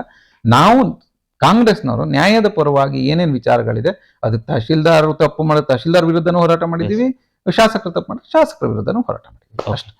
ಅದೇ ರೀತಿಯಲ್ಲಿಯೇ ಈಗ ನೀವು ತೀರ್ಥಹಳ್ಳಿ ಹಲವಾರು ವಿಚಾರಗಳನ್ನ ಕೂಡ ಹೋರಾಟವನ್ನ ಮಾಡ್ತಾ ಇದೆ. ಆದ್ರೆ ಚುನಾವಣೆಗಳ ಹತ್ರ ಬಂದ ಇದ್ದಾಗ ತೀರ್ಥಹಳ್ಳಿಯ ಕಾಂಗ್ರೆಸ್ ನಾಯಕರು ಒಂದು ರೀತಿಯಲ್ಲಿ ಎಚ್ಚೆತ್ಕೊಂಡಿದಾರ ಅಂತ.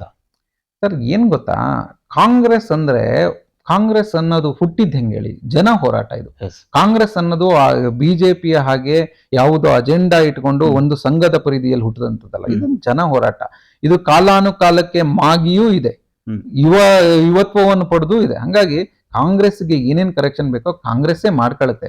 ಇಲ್ಲಿ ತೀರ್ಥಹಳ್ಳಿಯ ಕಾಂಗ್ರೆಸ್ ಅಂತೂ ಒಂದು ವಿಚಾರ, ಸಿದ್ಧಾಂತ ಇವೆಲ್ಲವುಗಳ ಜೊತೆ ಇದೆ. ಕಾಂಗ್ರೆಸ್ ಯಾವತ್ತು ಸಿದ್ಧಾಂತ, ಸಂಘಟನೆ ಮತ್ತು ಸೇವೆಯಲ್ಲಿ ನಂಬಿಕೆ ಇಟ್ಕೊಂಡಿದೆ. ಹಂಗಾಗಿ ಸಿದ್ಧಾಂತ, ಸಂಘಟನೆ, ಸೇವೆಯಲ್ಲಿ ಕೆಲವೊಂದ್ಸರಿ ಅಧಿಕಾರ ಸಿಕ್ಕರು ಮಾತ್ರ ಕಾಂಗ್ರೆಸ್ ಅಂತಲ್ಲ, ಹೋರಾಟವೂ ಕಾಂಗ್ರೆಸ್ಸೇ. ಹೋರಾಟದಿಂದ ಪಡೆಯುವ ಫಲ 10 ಜನರ ವಿರುದ್ಧಾಗಿ 3 ಜನಕ್ಕೆ ನ್ಯಾಯ ಸಿಕ್ಕರೆ ಅದು ಕಾಂಗ್ರೆಸ್ಸೇ. ಮತ್ತೆ ನ್ಯಾಯಯುತವಾಗಿ ತೀರ್ಥಹಳ್ಳಿಯ ಜನಕ್ಕೆ ಒಂದಿಷ್ಟು ಫಲ ಸಿಕ್ಕರೆ ಅದು ಕಾಂಗ್ರೆಸ್. ಹಂಗಾಗಿ ಕಾಂಗ್ರೆಸ್ ತನ್ನ ಮುಂದಿನ ಭವಿಷ್ಯವನ್ನು ತಾನು ಕಂಡುಕೊಳ್ತದೆ ತೀರ್ಥಹಳ್ಳಿ, ಅದಕ್ಕೆ ಯಾವ ತಡೆನೂ ಆಗಲ್ಲ. ಇಲ್ಲಿ ಒಗ್ಗಟ್ಟಿದೆ, ಎಲ್ಲರಿಗೂ ಸಿದ್ಧಾಂತದ ಒಂದು ಏನಂತಾರೆ ಗಹನವಾದ ಸಿದ್ಧಾಂತ ಅಳವಡಿಕೆ ಆಗಿದೆ, ಮತ್ತು ಸಂಘಟನೆ ನಡೀತಾ ಇದೆ. ಹಂಗಾಗಿ ಚೆನ್ನಾಗತ್ತೆ, ಏನು ತೊಂದರೆ ಇಲ್ಲ. ನೀವು ಹೇಳಿದ್ರೆ 22 ತಿಂಗಳು ಚುನಾವಣೆಗೆ ಇರುವಂತದ್ದು, ಅದು ಹೌದು 22 ತಿಂಗಳು. ಆದ್ರೆ ಕೊನೆಯ ಒಂದು ವರ್ಷ ಬಹುತೇಕ ಚುನಾವಣೆ ವರ್ಷವಾಗಿ ಕಳೆದು ಹೋಗುತ್ತೆ. ಬೇರೆ ಬೇರೆ ಕಾರ್ಯಕ್ರಮಗಳು, ಸಮಾವೇಶಗಳು ಕೂಡ ತಿಂಗಳಿಗೆ 2 ತಿಂಗಳು ಆಯೋಜನೆಗಳು ಆಗ್ತಾ ಇರುತ್ತೆ. ಇನ್ನುಳಿದಂತ ಒಂದು 22 ತಿಂಗಳ ಅವಧಿಯಲ್ಲಿ ಕಾಂಗ್ರೆಸ್ ಪಕ್ಷವನ್ನು 2028ರಲ್ಲಿ ಇಲ್ಲಿ ಗೆಲ್ಲಿಸುವ ನಿಟ್ಟಿನಲ್ಲಿ ಯಾವ ರೀತಿಯಾಗಿ ಕಾರ್ಯಪ್ರವೃತ್ತರಾಗ್ತದೆ ಮತ್ತು ಸಂಘಟನೆ ಯಾವ ರೀತಿಯಾಗಿ ನಡೀತಾ ಇದೆ? ಸಂಘಟನೆ ನಾವು 2023 ಸೋಲುಂಡ ದಿನದಿಂದನೇ ಸಂಘಟನೆ ನಡೀತಾನೆ ಇದೆ. ಸಂಘಟನೆ ಅನ್ನೋದು ಜಗತ್ತಿಗೆ ಬಂದು ನಾವು ಈ ತರ ಸಂಘಟನೆ ಮಾಡ್ತಿದೀವಿ ಅಂತ ಹೇಳುವಾಗತ್ತೆ, ಸಂಘಟನೆ ಅನ್ನೋದು ಒಂದು ಗಾಮಿನಿ ಗುಪ್ತವಾಹಿನಿ. ಸಂಘಟನೆ ಭಾರಿ ಅದ್ಭುತವಾಗಿ ಆಗ್ತಿದೆ. ನಮಗೆ ನಾಯಕತ್ವವೂ ಗಟ್ಟಿಯಾಗಿದೆ, ನಾಯಕತ್ವದಲ್ಲಿ ಆರೋಗ್ಯಕರ ತುರುಸಿನ ಸ್ಪರ್ಧೆಯೂ ಇದೆ, ಮತ್ತು ಕಾರ್ಯಕರ್ತರು ಹುಮ್ಮಸ್ಸು ಇದೆ. ಮತ್ತೆ ಇಲ್ಲಿ ಕಾರ್ಯಕರ್ತರು 10 ವರ್ಷದಿಂದ ಇಲ್ಲಿ ಆಗ್ತಿರುವ ಅನ್ಯಾಯ, ಭ್ರಷ್ಟಾಚಾರ, ಕೆಲವು ಕಾಂಟ್ರಾಕ್ಟರ್ಗಳು 100 ಕೋಟಿಯನ್ನು ಗಳಿಸ್ತಾ ಇರೋದು, ಅವರ ಸಂಬಂಧಿಗಳ ಗಟ್ಟಿಮುಟ್ಟಾಗಿ ಆರ್ಥಿಕವಾಗಿ ಬೆಳೀತಾ ಇರೋದು, ಇವೆಲ್ಲವನ್ನು ಗಮನಿಸ್ತಿದ್ದಾರೆ. ಹಂಗಾಗಿ ತೀರ್ಥಹಳ್ಳಿ ಮುಂದಿನ ದಿನಗಳಲ್ಲಿ ನೋಡಿ, ನಿಮ್ಗೆ ಹೇಳ್ತೀನಿ, ನಗರ ಹೋಬಳಿ ಈಗಾಗಲೇ ಸಿಗಂದೂರು ಸೇತುವೆ ಆದ್ಮೇಲೆ ನಗರ ಹೋಬಳಿ ಸಂಪೂರ್ಣ ನಿರ್ಲಕ್ಷಿತ ಆಗಿದೆ. ಇನ್ನು ಮುಂದೆ ಬೆಕ್ಕೋಡಿ ಸೇತುವೆ ಆಗ್ತಿದೆ, ಅದು ಅಭಿವೃದ್ಧಿ ಪೂರಕನೇ. ಬೆಕ್ಕೋಡಿ ಸೇತುವೆ, ಸಿಗಂದೂರು ಸೇತುವೆ ಆಗ್ತಿರೋದು ಅಭಿವೃದ್ಧಿ ಪೂರಕ. ಕೊಲ್ಲೂರಿಗೆ ಹತ್ರ ಆಗುತ್ತೆ, ಧಾರ್ಮಿಕ ಟೂರಿಸಂ ಬೆಳಿಬಹುದು. ಆದ್ರೆ ನಗರ ಹೋಬಳಿ ಕಳೆದೋಗುತ್ತೆ. ಅದಕ್ಕೇನಾದ್ರು ಯೋಜನೆ ಮಾಡಿದಾರ? ಖಂಡಿತವಾಗಿ ಇಲ್ಲ. ಅದಕ್ಕೆ ಸಪರೇಟ್ ಆಗಿ ಒಂದು ವಿವರವಾದ ಒಂದು ಪ್ರೆಸ್ ಮೀಟ್ ಮುಂದಿನ ದಿನಗಳಲ್ಲಿ ಮಾಡ್ತೀವಿ. ಬಿದನೂರು ಹೋಬಳಿ ಅಥವಾ ನಗರ ಹೋಬಳಿಗೆ ಅತ್ಯಂತ ಶಕ್ತಿ ಇರುವಂತಹ ಹೋಬಳಿ, ಅಲ್ಲಿ ಪ್ರವಾಸೋದ್ಯಮಕ್ಕೋ ಅಥವಾ ಧಾರ್ಮಿಕ ವಿಷಯಗಳಿಗೂ ಎಲ್ಲ ಇವರು ನಿರ್ಲಕ್ಷ್ಯ ಮಾಡಿದ್ದಾರೆ. ಅದಕ್ಕೆ ಅದು ಆ ಹೋಬಳಿ ಅವರು ರೆಸ್ಪಾಂಡ್ ಮಾಡ್ಬೇಕಲ್ಲ. ಹೋಬಳಿ ಅವ್ರನ್ನ ತಮ್ಮ ತನವನ್ನು ಕಳ್ಕೊಳ್ಳೋ ಪರಿಸ್ಥಿತಿಯಲ್ಲಿ ಅವರು ಮತ್ತೆ ಇದೇ ಪಕ್ಷದ ಕಡೆ ನೋಡ್ತಾರೆ ಅಂದ್ರೆ ಅದು ನಾಳೆ ಅವರಿಗೆ ಅವರು ಸಂಪೂರ್ಣವಾಗಿ ಕಳೆದೋಗುವ ಪರಿಸ್ಥಿತಿ. ಈಗಾಗಲೇ ಮುಳುಗಡೆಯಲ್ಲಿ ಕಳ್ಕೊಂಡಿದ್ದಾರೆ. ನೆಗ್ಲಿಜೆನ್ಸ್, ಈ ನಿರ್ಲಕ್ಷ್ಯವಾಗಿ ಅಭಿವೃದ್ಧಿ ಬಗ್ಗೆ ಹೀನ ರಾಜಕಾರಣದಿಂದ ಸಂಪೂರ್ಣವಾಗಿ ನಿರ್ಲಕ್ಷಿತರಾಗ್ಯಾರ. ಆ ಹೋಬಳಿ ಅವ್ರ ಧ್ವನಿ ಎತ್ತಬೇಕಲ್ವಾ. ಆಗುಂಬೆ ಹೋಬಳಿ ಪ್ರವಾಸೋದ್ಯಮಕ್ಕೆ ದೊಡ್ಡ ಅವಕಾಶ ಇದೆ. ಅಡಿಕೆಗೆ ಹಲವಾರು ರೋಗಗಳಿಂದ ಕುಸಿದು ಹೋಗಿದ್ದಾರೆ. ಆ ಅಭಿವೃದ್ಧಿ ಪೂರಕ ಆಗ್ಬೇಕಿತ್ತು, ಇವರನ್ನ ಸಂಪೂರ್ಣ ನಿರ್ಲಕ್ಷ್ಯ ಮಾಡಿದ್ದಾರೆ. ಹಂಗಾಗಿ ಆ ಹೋಬಳಿ ಕಳೆದೋಗಿದೆ. 10 ಈ ತರದ 8 ಹೋಬಳಿಗಳು ಏನು ಇದು ನಾವು ತೀರ್ಥಹಳ್ಳಿ ತಾಲೂಕಿನ ಆಗ್ಲಿ, ಹೊಸನಗರ ತಾಲೂಕಿನ 2 ಹೋಬಳಿಗಳಾಗ್ಲಿ ಸಂಪೂರ್ಣ ಅಭಿವೃದ್ಧಿಹೀನ ಆಗಿ ನಿರ್ಲಕ್ಷಿತವಾಗಿ ಧ್ವನಿ ಇಲ್ಲದವರ ಪರಿಸ್ಥಿತಿ ಆಗಿದೆ. ಅಡಿಕೆಗೆ ಬೇರೆ ಎಲ್ಲ ಕಡೆ ಒಂದು ದೊಡ್ಡ ಮಾರುಕಟ್ಟೆ ಸೃಷ್ಟಿ ಆಗ್ತಿದೆ. ಮಲೆನಾಡವರು ಅಡಿಕೆ ನಮ್ದು ಬೆಳೆ ಕಳೆದು ಹೋಗುವ ಕಾಲ ಇದೆ. ಅದು ಹಿತರಕ್ಷಣೆ ಆಗ್ಬೇಕಲ್ಲ, ಅದಕ್ಕೊಂದು ಸ್ಪಷ್ಟವಾದ ಏನೋ ಆಗ್ಬೇಕಲ್ಲ. ಅಡಿಕೆ ಮಂಡಳಿ ಸೃಷ್ಟಿ ಆಗ್ಬೇಕಿತ್ತು. ಇವರು ನಾನು ರಾಷ್ಟ್ರದ ಪ್ರತಿನಿಧಿ ಅಂತಾರೆ, ಅಡಿಕೆ ಮಂಡಳಿ ಮಾಡ್ಬೇಕಿತ್ತು. ಅಡಿಕೆ ಮಂಡಳಿ ಆಗಿ ಅದು ಅಡಿಕೆ ಮಂಡಳಿ ಇಂದ ಧ್ವನಿ ಆಗ್ಬೇಕಿತ್ತು, ಅದು ಆಗಿಲ್ಲ. ಅದೆಲ್ಲ ವಿಚಾರಗಳು ಮುಂದಿನ ನಮ್ಮ ರಾಜಕೀಯ ಚುನಾವಣೆ ಸಂದರ್ಭದಲ್ಲಿ ಬೆಳಕಿ ಪ್ರಖರವಾಗಿ ಜನಗಳಿಗೆ ತಲುಪಿಯಾಗಿದೆ. ಅದಕ್ಕೆ ಜನಾದೇಶ ಕೊಡ್ತಾರೆ ಅಂತ ನಾವು ಎಕ್ಸ್ಪೆಕ್ಟ್ ಮಾಡ್ತೀವಿ. ಓಕೆ, ಅದೇ ರೀತಿಯಲ್ಲಿ ನೀವು ಕೂಡ ತೀರ್ಥಹಳ್ಳಿ ವಿಧಾನಸಭಾ ಕ್ಷೇತ್ರದ ಎಲ್ಲ ಭಾಗಗಳಿಗೂ ಸುತ್ತ ಬಂದಿರೋ ಗ್ರಾಮ ಪಂಚಾಯತಿ, ಹೋಬಳಿ, ತಾಲೂಕಿನ ಎಲ್ಲ ಭಾಗಗಳಿಗೂ ಕೂಡ ಓಡಾಡಿರುವಂತದ್ದು. ಒಬ್ಬ ಯುವ ಮುಖಂಡರಿಗೂ ಹಿರಿಯ ಮುಖಂಡರಿಗೂ ಅಜಗಜಾಂತರ ಯೋಚನೆಗಳಲ್ಲಾಗಿರ್ಬೋದು, ಅಭಿವೃದ್ಧಿಯ ನಿಟ್ಟಿನಲ್ಲಿ ಬೇರೆ ಬೇರೆ ವ್ಯತ್ಯಾಸಗಳು ಸಹಜವಾಗಿಯೇ ಇದ್ದಿರುತ್ತೆ. ಹಾಗೆ ತೀರ್ಥಹಳ್ಳಿಯ ಕುರಿತಾಗಿ ಆದರ್ಶ ಹುಂಚದಕಟ್ಟೆಯವರು ಏನು ಒಂದು ಕನಸನ್ನ ಇಟ್ಕೊಂಡಿದ್ದಾರೆ ಸರ್? ತೀರ್ಥಹಳ್ಳಿ ಅನ್ನೋದು ಆದರ್ಶ ಹುಂಚದಕಟ್ಟೆಗಿಂತ ಹಿಂದೆ 100 ವರ್ಷದ ಇತಿಹಾಸ ಇರುವಂತ, 1000 ವರ್ಷದ ಇತಿಹಾಸ ಇರುವಂತ ಊರು. ಹುಂಚದಕಟ್ಟೆ ಸಣ್ಣ ಊರಿಗೂ ಒಂದು ದೊಡ್ಡ ಇತಿಹಾಸ ಇದೆ. ತೀರ್ಥಹಳ್ಳಿ ಅನ್ನುವ ಪುರಾಧೀಶ್ವರ ರಾಮೇಶ್ವರನ ಪ್ರದೇಶ ಏನಿದೆ, ಇದಕ್ಕೂ ಒಂದು ದೊಡ್ಡ ಇತಿಹಾಸ ಇದೆ. ಇತಿಹಾಸವನ್ನು ಅರಿಯದವರು ಭವಿಷ್ಯವನ್ನು ಕಟ್ಟಕ್ಕಾಗಲ್ಲ. ಹಾಗಾಗಿ ಈ ಊರಿನ ಪ್ರತಿಯೊಂದು ಇತಿಹಾಸದ ಅರಿವು ನಮಗಿದೆ, ನನ್ನ ಜೊತೆಗೆ ನಮ್ಮ ನಾಯಕರುಗಳಿಗಿದೆ, ನಮ್ಮ ಪಕ್ಷಕ್ಕಿದೆ. ಹಾಗಾಗಿ ಮುಂದಿನ ದಿನಗಳಲ್ಲಿ ತೀರ್ಥಹಳ್ಳಿಗೆ ಬೇಕಾಗುವಂತಹ, ತೀರ್ಥಹಳ್ಳಿಗೆ ಪೂರಕವಾಗುವಂತ ಪ್ರವಾಸೋದ್ಯಮವೋ ಅಥವಾ ಅಭಿವೃದ್ಧಿಯ ಹೊಸ ಅಭಿವೃದ್ಧಿಯೋ ಅಥವಾ ಇಲ್ಲಿ ಎಂಪ್ಲಾಯ್ಮೆಂಟ್ ಜನರೇಷನ್, ಉದ್ಯೋಗಕ್ಕೆ ಏನಾಗಬೇಕು, ಈ ತರದೆಲ್ಲವೂ ಒಂದಿಷ್ಟು ಆಲೋಚನೆಗಳ ಕನಸುಗಳಿದೆ. ಅದಕ್ಕೆ ನಮ್ಮ ನಾಯಕತ್ವದ ಜೊತೆ ನಾವು ಸದಾ ಕೆಲಸ ಮಾಡ್ತೀವಿ. ಒಂದು ತೀರ್ಥಹಳ್ಳಿಯ ಹೊಸ ಭವಿಷ್ಯ ಕಟ್ಟುವಲ್ಲಿ ನಾವು ಕೆಲಸ ಮಾಡ್ತೀವಿ. ಒಂದು ಆಡಳಿತ ಅಂತ ಬಂದಾಗ ಜಡ್ಡು ಹಿಡಿದ ಆಡಳಿತ ಅಂತ ಹೇಳ್ತೇವೆ. ಅಂದ್ರೆ ಏನು ಕೂಡ ಆಗದೆ ಇರುವಂತದ್ದು, ಯಾವುದೇ ರೀತಿಯ ಹೆಚ್ಚಿನದಾಗಿ ಕಾರ್ಯಪ್ರವೃತ್ತ ಆಗದೆ ಇರುವಂತದ್ದು ಅಂತ. ಹಾಗೆ ಒಂದು ಪಕ್ಷದಲ್ಲಿ ಅಂತ ಬಂದಾಗ ಸಂಘಟನೆ ಅತ್ಯಂತ ಪ್ರಮುಖವಾಗಿರುತ್ತೆ. ಚುರುಕಾದ ಸಂಘಟನೆ ಇದ್ದಾಗ ಪಕ್ಷವು ಕೂಡ ಬೆಳೆಯುತ್ತೆ, ಕಾರ್ಯಕರ್ತರು ಕೂಡ ಹೆಚ್ಚಾಗುತ್ತೆ. ಅದು ಚುನಾವಣಾ ಸಂದರ್ಭದಲ್ಲಿ ಮತವಾಗಿ ಅದು ಪರಿಗಣನೆಗೆ ಬರುತ್ತೆ, ಮತವಾಗಿ ಕನ್ವರ್ಟ್ ಕೂಡ ಆಗುವ ಚಾನ್ಸಸ್ ಕೂಡ ಜಾಸ್ತಿ ಇರೋದನ್ನ ನಾವು ಗಮನಿಸಿದ್ದೇವೆ. ಅದೇ ರೀತಿಯಲ್ಲಿ ತೀರ್ಥಹಳ್ಳಿಯ ಬ್ಲಾಕ್ ಕಾಂಗ್ರೆಸ್ನ ವಿಚಾರ ಬಂದಾಗ ಬಹಳ ದೊಡ್ಡ ಮಟ್ಟದಲ್ಲಿ ಈಗ ನೀವು ಕೂಡ ಬೇರೆ ಬೇರೆ ಮಾಧ್ಯಮ ಪತ್ರಿಕೆಗಳು ನೋಡಿರ್ಬೋದು, ಇವತ್ತು ಅಧ್ಯಕ್ಷ ಚೇಂಜ್ ಆಗ್ತಾರೆ, ನಾಳೆ ಚೇಂಜ್ ಆಗ್ತಾರೆ ಅನ್ನುವ ಹಲವಾರು ಚರ್ಚೆಗಳು ಕೂಡ, ಗೊಂದಲಗಳು ಕೂಡ ಇರುವಂತದ್ದು. ಈ ಬಾರಿ ಅದು ತೀರ್ಥಹಳ್ಳಿ ಬ್ಲಾಕ್ ಕಾಂಗ್ರೆಸ್ಗೆ ಹೊಸ ಮುಖಗಳು ಬರುವ ಸಾಧ್ಯತೆ ಇದೆಯಾ? ತೀರ್ಥಹಳ್ಳಿಯ ಬ್ಲಾಕ್ ಕಾಂಗ್ರೆಸ್ ವಿಚಾರದಲ್ಲಿ ಇಬ್ಬರು ಸಮರ್ಥ ಅಧ್ಯಕ್ಷರಿದ್ದಾರೆ, ಸಮರ್ಥವಾಗಿ ಕೆಲಸ ಮಾಡ್ತಿದ್ದಾರೆ, ಯಾವುದೇ ತೊಂದರೆ ಇಲ್ಲ. ನಾವು ಪ್ರತಿ ಹೋಬಳಿ ಅಧ್ಯಕ್ಷರಾಗ್ಲಿ, ಬೂತಿನ ಅಧ್ಯಕ್ಷರಾಗ್ಲಿ, ಘಟಕದಾಗ ಎಲ್ಲವೂ ಸಮರ್ಥವಾಗಿ ಕೆಲಸ ಆಗ್ತಿದೆ, ಯಾವ ತೊಂದರೆ ಇಲ್ಲ. ಹೊಸ ನೀರು ಬರಬೇಕು, ಅವಧಿ ಮುಗ್ದಿದೆ ಅಥವಾ ಅವಧಿ ಇದೆ, ಹೊಸ ನೀರು ಬರಬೇಕು, ಅವೆಲ್ಲವೂ ಚರ್ಚೆಗಳು ಸರಿ ಇದೆ. ಮುಂದಿನ ದಿನಗಳಲ್ಲಿ ಅದು ಪೂರಕವಾಗಿ ಜಿಲ್ಲಾಧ್ಯಕ್ಷರದಕ್ಕೆ ಇತ್ತೀಚೆಗೆ ಈಗ AICC ವೀಕ್ಷಕರು ಬಂದು ಎಲ್ಲ ಅಭಿಪ್ರಾಯಗಳಿರುತ್ತೆ. ಮುಂದೆ ಬ್ಲಾಕ್ ಅಧ್ಯಕ್ಷರುಗಳಿಗೂ ಆ ತರದ ಘಟನೆಗಳು ನಡೀಬಹುದು. ಬ್ಲಾಕ್ ಅಧ್ಯಕ್ಷರುಗಳ ಬದಲಾವಣೆಯೋ ಅಥವಾ ಅವರಿಗೆ ಹೆಚ್ಚು ಅಧಿಕಾರವೋ ಏನೋ ಒಂದು ಕಾಂಗ್ರೆಸ್ನಲ್ಲಿ ಪೂರಕವಾದ ಚಟುವಟಿಕೆ ಖಂಡಿತವಾಗಿ ನಡೆಯುತ್ತೆ. ಆದ್ರಿಂದ ಕಾಂಗ್ರೆಸ್ ತನ್ನ ಇರುವಿಕೆಯಲ್ಲಿ ಯಾವ್ಯಾವ ಶಕ್ತಿಯನ್ನು ಪಡಬೇಕು ಅದೆಲ್ಲವನ್ನು ಪಡೆದು 2028 ಸ್ಟ್ರಾಂಗ್ ಆಗಿ ಹೊರಹೊಮ್ಮುತ್ತೆ. ಈಗ ನೇರವಾಗಿ ಕೇಳ್ತೇನೆ, ಬ್ಲಾಕ್ ಕಾಂಗ್ರೆಸ್ ಅಧ್ಯಕ್ಷ ಸ್ಥಾನ ಬದಲಾಗತ್ತೆ ಅನ್ನುವ ಚರ್ಚೆ ಒಂದ್ ಕಡೆ ನಡೀತಾ ಇದ್ರೆ ಅದರಲ್ಲಿ ಆಕಾಂಕ್ಷಿಗಳಂತೂ ಒಂದು ಬದಲಾವಣೆ ಸಂದರ್ಭದಲ್ಲಿ ಇದ್ದೇ ಇರ್ತಾರೆ. ಹಾಗೆ ತೀರ್ಥಹಳ್ಳಿ ಬ್ಲಾಕ್ ಕಾಂಗ್ರೆಸ್ ಎರಡು ಬಹುಶಃ ಬ್ಲಾಕ್ ಕಾಂಗ್ರೆಸ್ಗಳು ಬರ್ತವೆ. ಈ ಒಂದು ಬ್ಲಾಕ್ ಕಾಂಗ್ರೆಸ್ಗೆ ಆದರ್ಶ ಹುಂಚದ ಕಟ್ಟೆಯವರು ಆಕಾಂಕ್ಷಿ ಹೌದಾ ಅಲ್ವಾ? ತೀರ್ಥಹಳ್ಳಿ ಬ್ಲಾಕ್ ಕಾಂಗ್ರೆಸ್ ಇದೆಯಲ್ಲ, ಅದೊಂದು ದೊಡ್ಡ ಹುದ್ದೆ, ಜವಾಬ್ದಾರಿಯುತ ಹುದ್ದೆ. ಅದಕ್ಕೆ ನಾನು ಅರ್ಹನಿದ್ದೀನ ಅಂತ ಪಕ್ಷ ನಿರ್ಧಾರ ಮಾಡೋದು. ನಾವು ವೈಯಕ್ತಿಕವಾಗಿ ಆಸಕ್ತಿ ಇದೆಯಲ್ವಾ? ವೈಯಕ್ತಿಕವಾಗಿ ಎಲ್ಲರಿಗೂ ಆಸಕ್ತಿ ಇತ್ತು, ಒಬ್ಬ ಬೂತ್ ಕಾರ್ಯಕರ್ತನಿಗೂ ಆಸಕ್ತಿ. ಪಕ್ಷ ಏನ್ ನಿರ್ಧಾರ, ಪಕ್ಷ ನೀನು ಬೂತ್ ಅಧ್ಯಕ್ಷ ಆಗು ಅಂದ್ರೆ ಬೂತ್ ಅಧ್ಯಕ್ಷ, ಘಟಕದ ಅಧ್ಯಕ್ಷ ಆಗು ಅಂದ್ರೆ ಘಟಕದ ಅಧ್ಯಕ್ಷ. ಹಾಗಾಗಿ ಬ್ಲಾಕ್ ಅಧ್ಯಕ್ಷಗಿರಿಗೆ ಈಗಿರುವ ಇಬ್ಬರು ಅಧ್ಯಕ್ಷರು ಸಮರ್ಥರಿದ್ದಾರೆ. ಅದ್ರ ಜೊತೆ ಯಾರ್ಯಾರು ಆಕಾಂಕ್ಷಿಗಳಿದ್ದಾರಲ್ಲ ಅವರೆಲ್ಲರೂ ಸಮರ್ಥರೇ, ಯಾರು ಸಮರ್ಥರಿಲ್ಲದೆ ಇಲ್ಲ. ತುಂಬಾ ಜನ ಸಮರ್ಥರಿದ್ದಾರೆ, ಹಿರಿಯರು ಇದ್ದಾರೆ. ನೋಡೋಣ, ಆ ತರದ ಚರ್ಚೆಗಳು ಬಂದಾಗ ನಾವು ಚರ್ಚೆ ಮಾಡೋಕ್ ಬಿಟ್ರೆ ನಾವು ಈಗ ಆ ಚರ್ಚೆಗೆ ಸಮಯನೂ ಅಲ್ಲ. ಆ ಸಮಯ ಕೂಡಿ ಬಂದಾಗ ಹಿರಿಯರೆಲ್ಲ ಇದ್ದಾರೆ, ಅವರೆಲ್ಲರೂ ಆದ್ರೂ ನನಗೆ ನಾವು ಏನ್ ಕೆಲಸ ಮಾಡ್ತೀವಿ ಅದಷ್ಟನ್ನ ಸ್ಪಷ್ಟವಾಗಿ ಅಷ್ಟೇ ಸ್ಟ್ರಾಂಗ್ ಆಗಿ ಕೆಲಸ ಮಾಡ್ತೀವಿ. ತುಂಬಾ ಜನ ಹಿರಿಯರು ಇದ್ದಾರೆ.